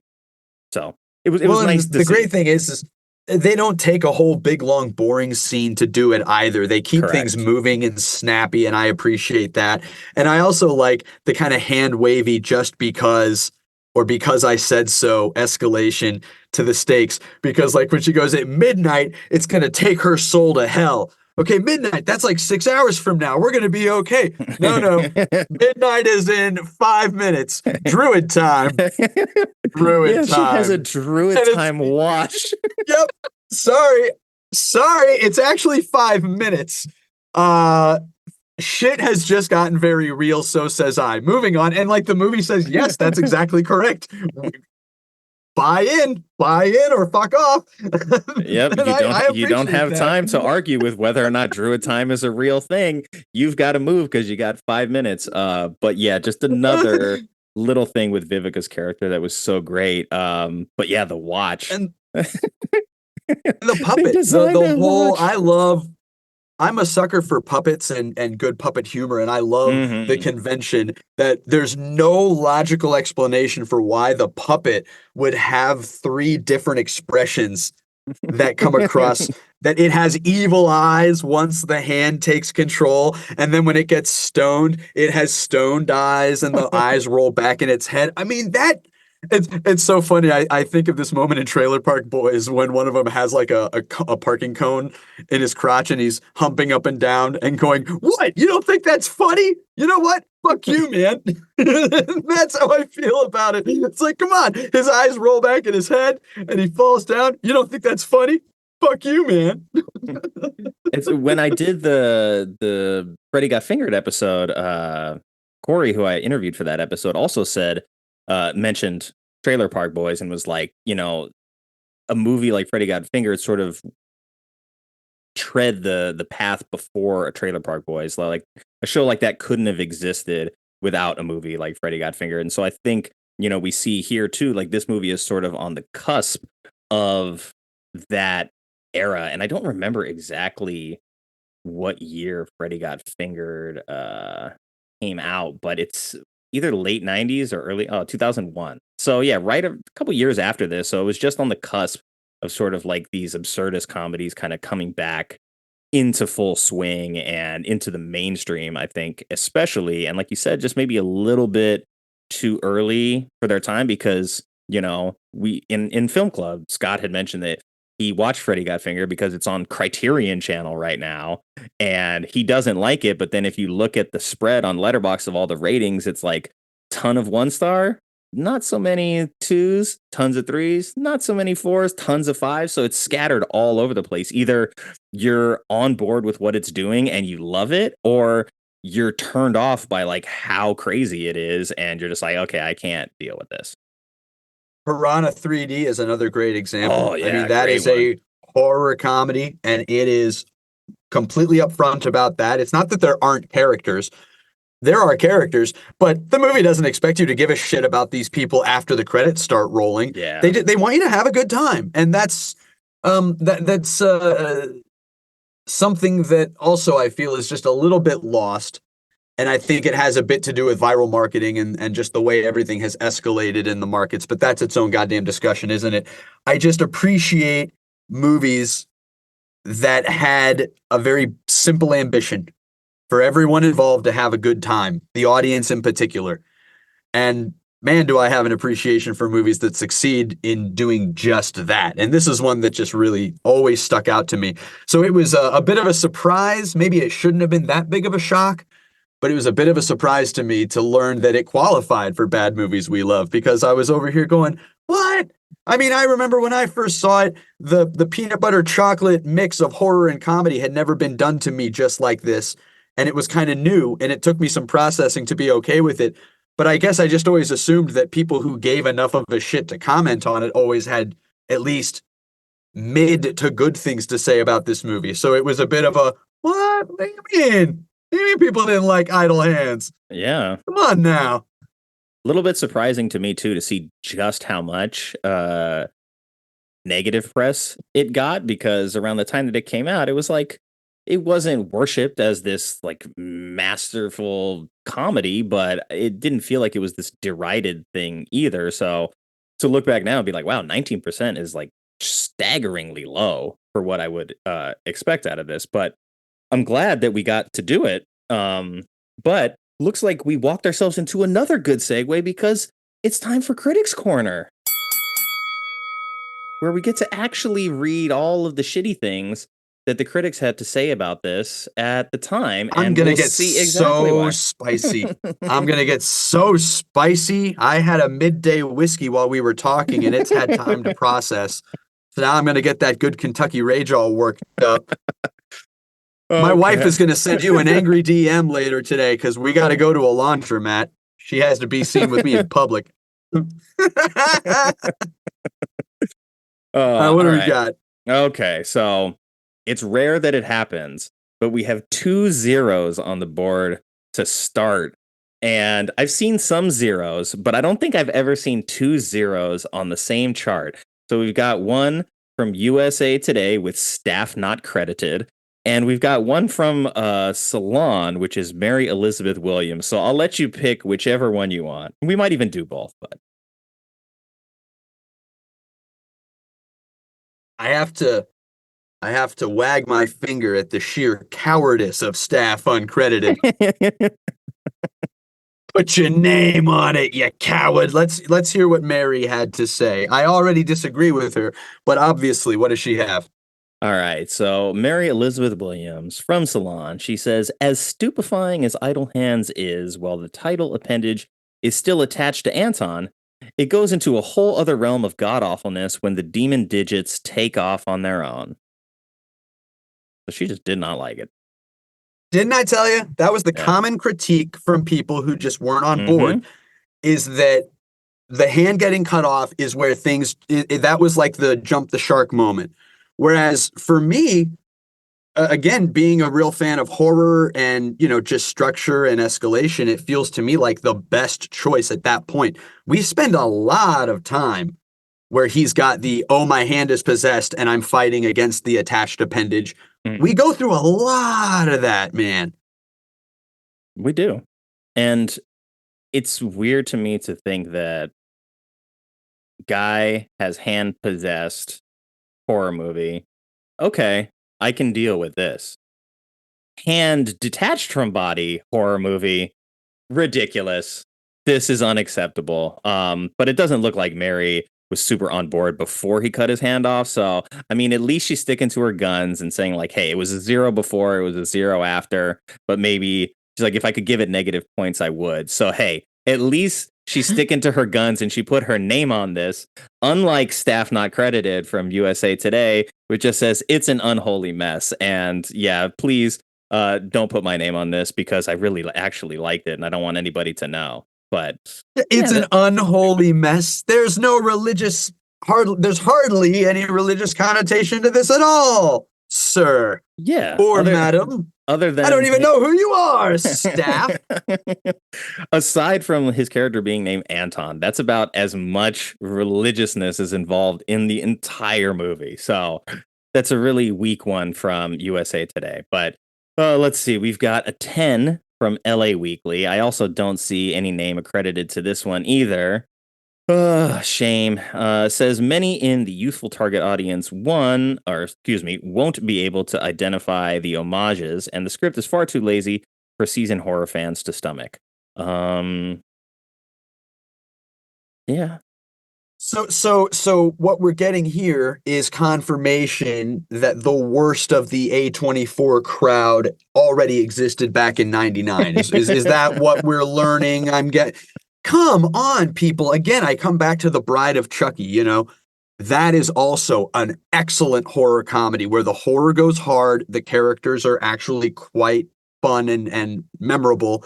And the movie doesn't waste my time. And it's fun and it's well paced. But it does not, underline the word not, take itself that seriously. Correct. And I don't get some of these folks. I don't know. I don't know, man. It seems like the main criticism here is that the movie wasn't like aimed at the right audience, because it's like, oh, the people that are going to see this movie are too young to get all of the specific jokes that are like existing within the genre to these other films that they probably haven't seen because they're too young. But then also, even if it is targeted at horror audiences specifically, the script is too lazy. So the writer is saying that I'm not young enough or I'm not the target demo for this, but the homages don't really work for me, and I'm not a seasoned horror fan. So it's like, you're not the target demo, but your complaint is that the target demo may not get the stuff that you didn't like about it.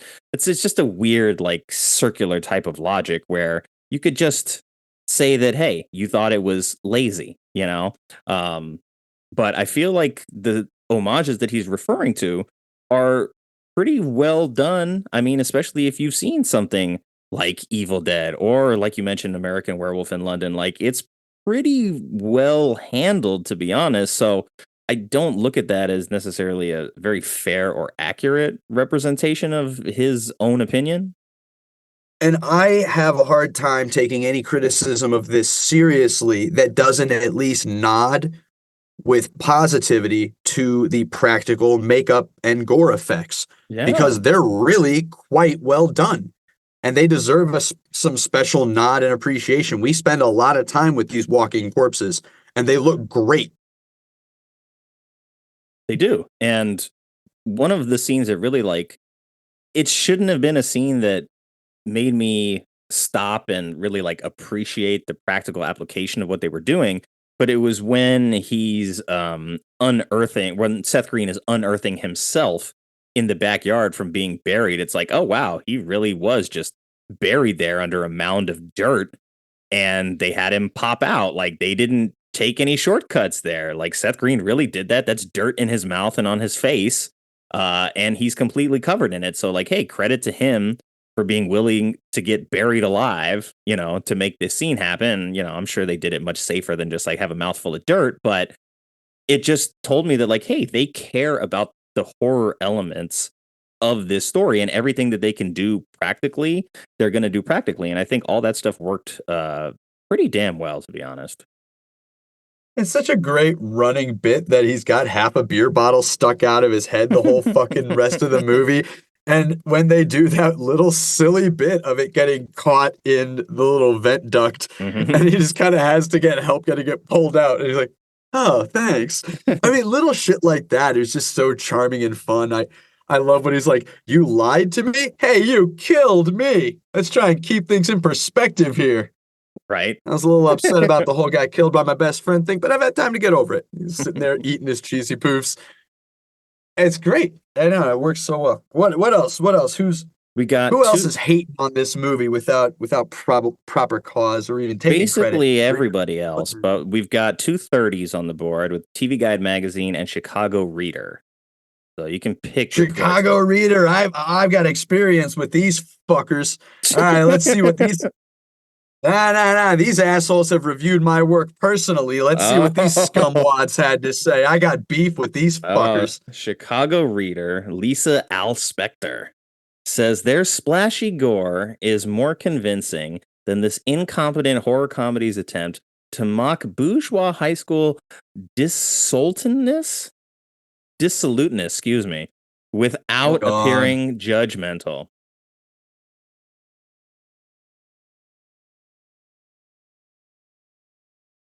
This is before got a stick up their ass. Yeah, and what is it? And they've been doing one too many goddamn crossword puzzles. This is before the age of the tweet. You can spend a few extra smaller words and talk like a person. Jesus Christ on a crutch. Seriously, I'm sorry. This is it comes back to something that I've long had issue with film criticism as a career and as a regular thing people have to do. They are always, that's not fair. They are often more concerned with having something quippy and quasi-clever to say than they are actually meeting the movie on its own terms and expressing how they think it's doing and who it would appeal to and why they themselves did or didn't like it. That's a lot harder. It's a lot less flashy. But I think that's what good film criticism does. And it's shit like this that just gets a little under my skin. Yeah, because it doesn't even feel like a movie that's trying to mock bourgeois high school dissoluteness. It seems just like a complete misread of what this film is attempting to do. So to hang your hat on that as this is why I don't like the movie is not great, but the splashy gore is more convincing is how that review or that pull quote starts, at least. So like you said, negative review gave it credit for convincing splashy gore at the very least. We will give a nod to that. All right, we've got 238s beyond this. The Globe and Mail from Toronto and the New York Daily News. Why not the Globe? Because there's a really great pub with good food on Irving Park called the Globe Pub. All right, I'll take it. This is Liam Lacey from the Globe and Mail Toronto, says this briefly inspired bit of surreality quickly descends into gratuitous bondage, mayhem, and dumb humor, making the usual progression from mildly absurd premise to gratingly idiotic conclusion. Did I miss the part with the bondage? Referring to when he ties himself up in the bed in the little makeout scene with Jessica Alba. Okay. Yeah, that's the other thing. I feel like there were two ways you could have gone with this, right? The movie converges on a choice after he cuts his hand off. And it does feel like people who were willing to give this movie the benefit of the doubt and meet it on its own terms. That's where they all said, never mind, I'm done with this, is when he cuts his hand off. And I feel like that's a route they decided to go down and it works. The other choice I think would have been that him and his friends, and eventually Molly too, and maybe her friend too, stay at the house and the hand stays attached and they all have to work together to find a way to stop this. And maybe the hand grows with power. And so we start exploring different parts of the house, but it would be very contained and it would be maybe a little bit more serious and scary. Like maybe it would stop being so funny. And I feel like that's what a lot of these reviewers were hoping for, or that the absurdity wouldn't go to such a high school adventure horror comedy kind of a place. But I don't know. That's like getting on a white horse and then riding it for a while and then being upset that it's a white horse. It's like, why didn't I get a brown horse? We had the brown horse. You didn't get on the brown horse. Yeah, and like the idea that you're talking about would work well if it was like, hey, there's like these are younger people, maybe not in high school, but they're going to have like a small get together at the house where the parents are gone, or it's going to be like a cabin in the woods type of story where it relies on being isolated and then forces the story to go that direction because they don't have a choice. But even in Evil Dead, where that is happening, he still cuts his damn hand off. So like you still arrive back at the same destination, even if you were to go that route. So it's weird that like, yeah, that seems to be the tipping point for a lot of people was that particular decision here. But I feel like it works well because I enjoy the practical effects work and acting of the hand itself. And honestly, like when I was watching Wednesday and the things I enjoyed about it, I was like, the hand is part of the best part of the show. He's got no dialogue, but you have to communicate all of the emotion, expression, the actual information has to be communicated with just the hand acting. And that to me is something that has value. So I liked seeing that in this movie as well. I also feel like it's worth commenting on the notion that Mick and Penub could be written off as a lazy attempt at a Jay and Silent Bob, recreation. It's like, take the dead best friend Jack from American Werewolf in London, mix it with Jay and Silent Bob, and there it is. And I feel like they are doing way more than that. There's more going on there. I feel like there really is a very brotherly bond that comes through, maybe not in their words always, but in their actions. You were young at that time. Young boys who loved each other didn't say those words. Now, you'd be there for each other. You would do things to your own peril to help each other out, but you would find vulgar and very juvenile ways to also insult each other. And then try to claim that it was a sign of endearment. So I feel like it's an exaggerated and silly, but also deeply honest portrayal of that kind of bond for boys that age at that time. Yeah, no, I don't think you're wrong about that at all. It is, I think it's not like trying to be this overt commentary on like guys do not communicate their emotions to their friends in a particular way at that age.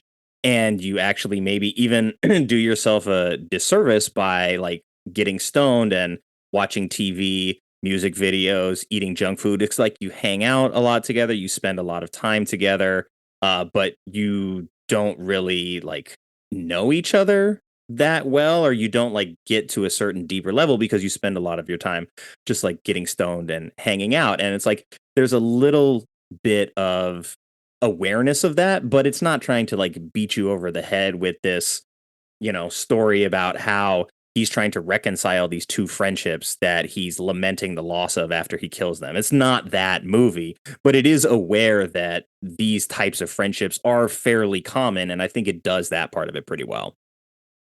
If you could say, the film about the danger of sloth.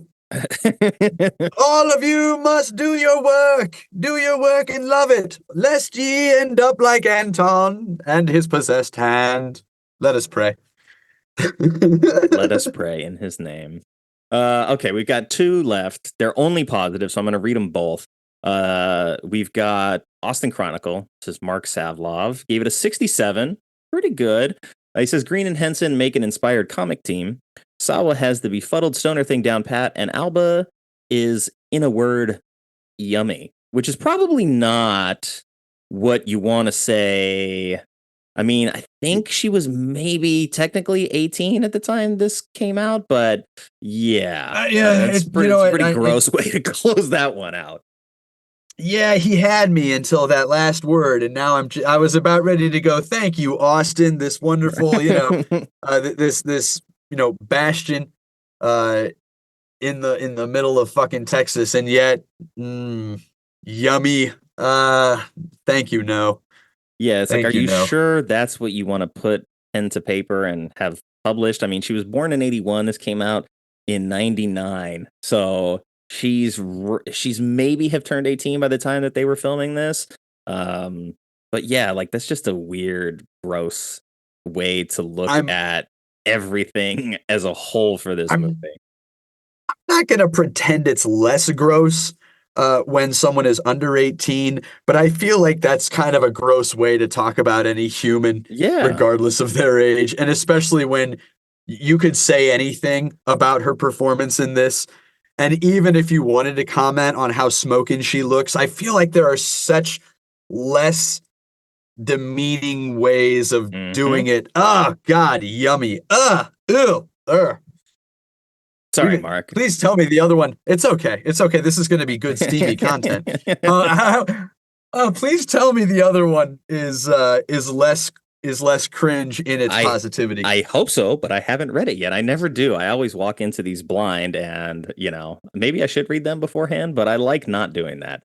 But we have Nope, makes it better. Yeah, we have an 80 on the board from the AV Club. This is Nathan Rabin.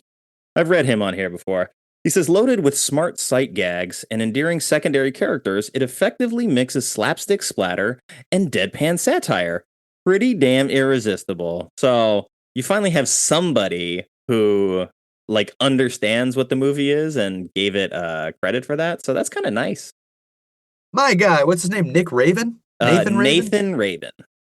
I want to buy you a beer, or failing that, frosty milkshake.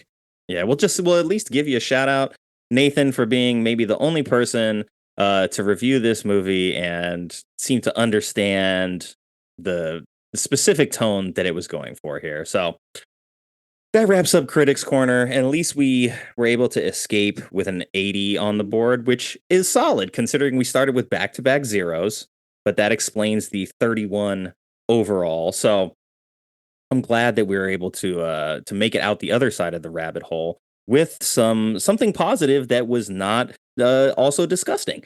And so Nathan, you get credit on that one. But yeah, we've covered, I think, everything that we were probably going to cover. But is there anything that maybe you wanted to mention that we didn't get a chance to mention?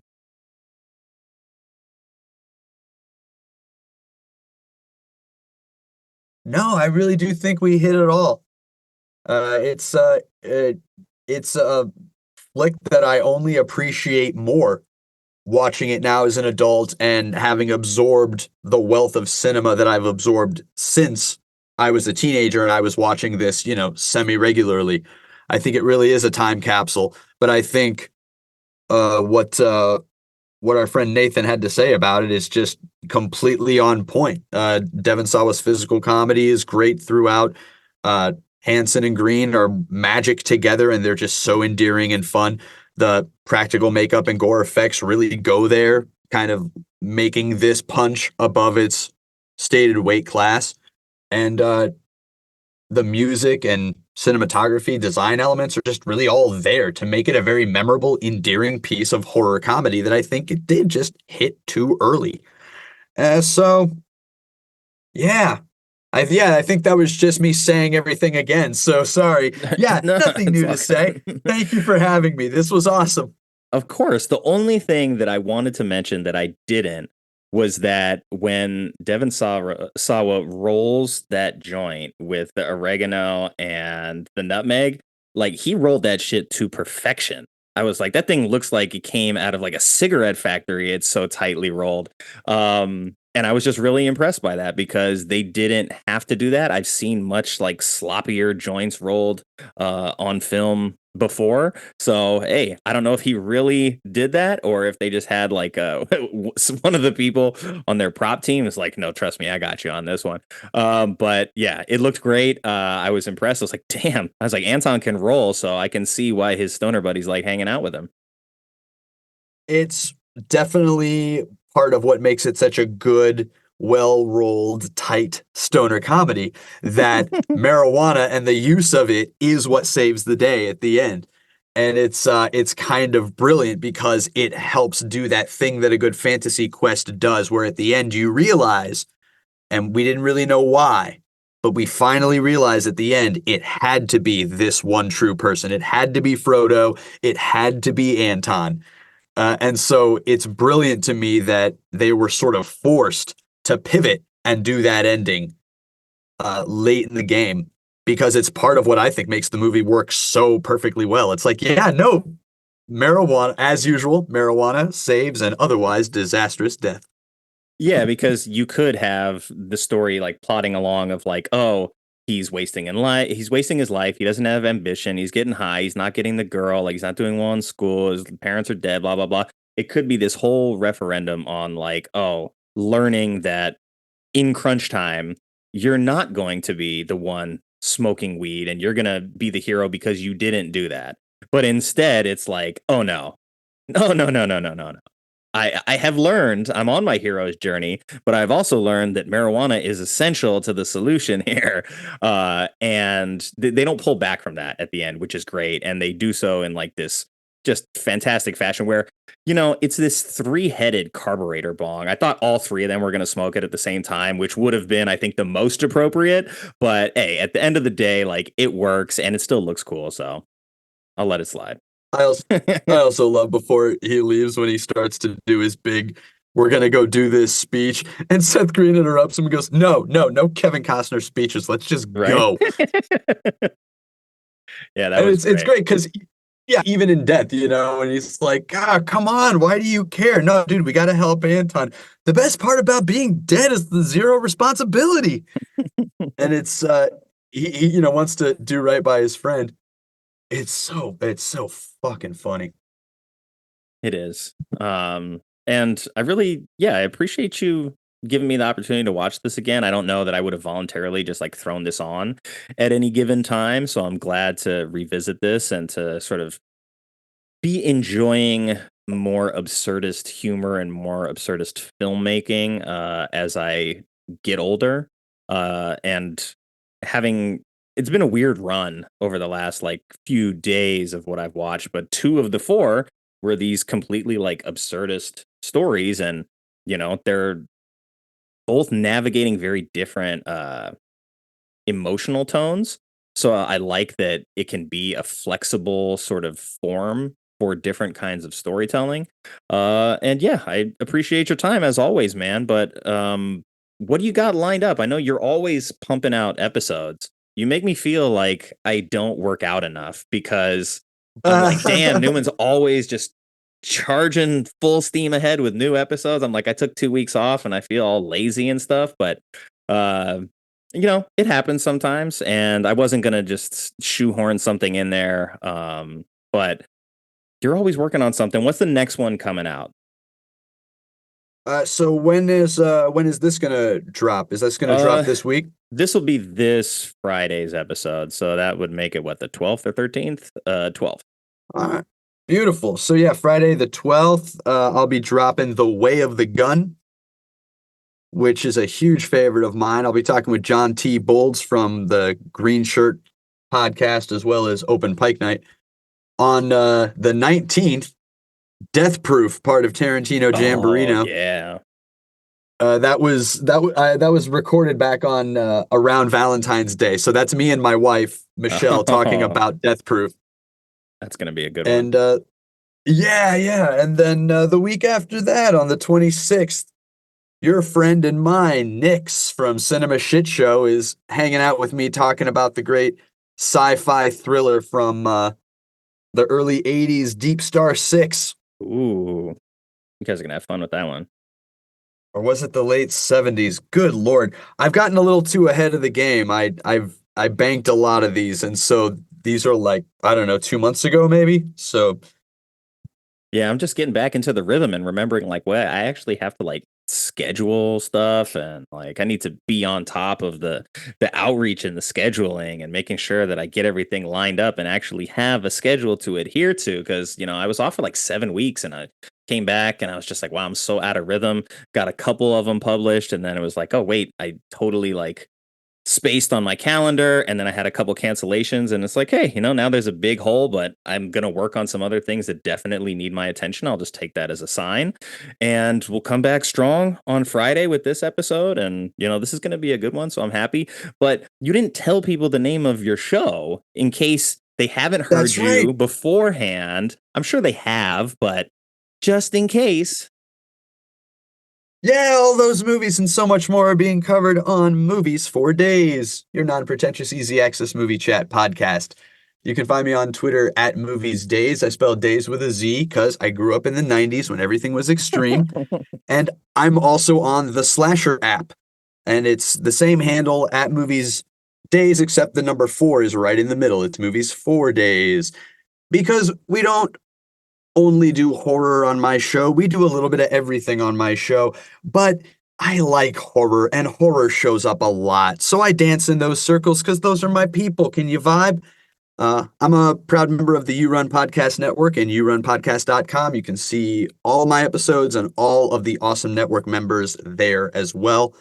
And Nick, man, thank you so much for giving me a place to spit with you about this awesome flick that still entertains me very much, even today.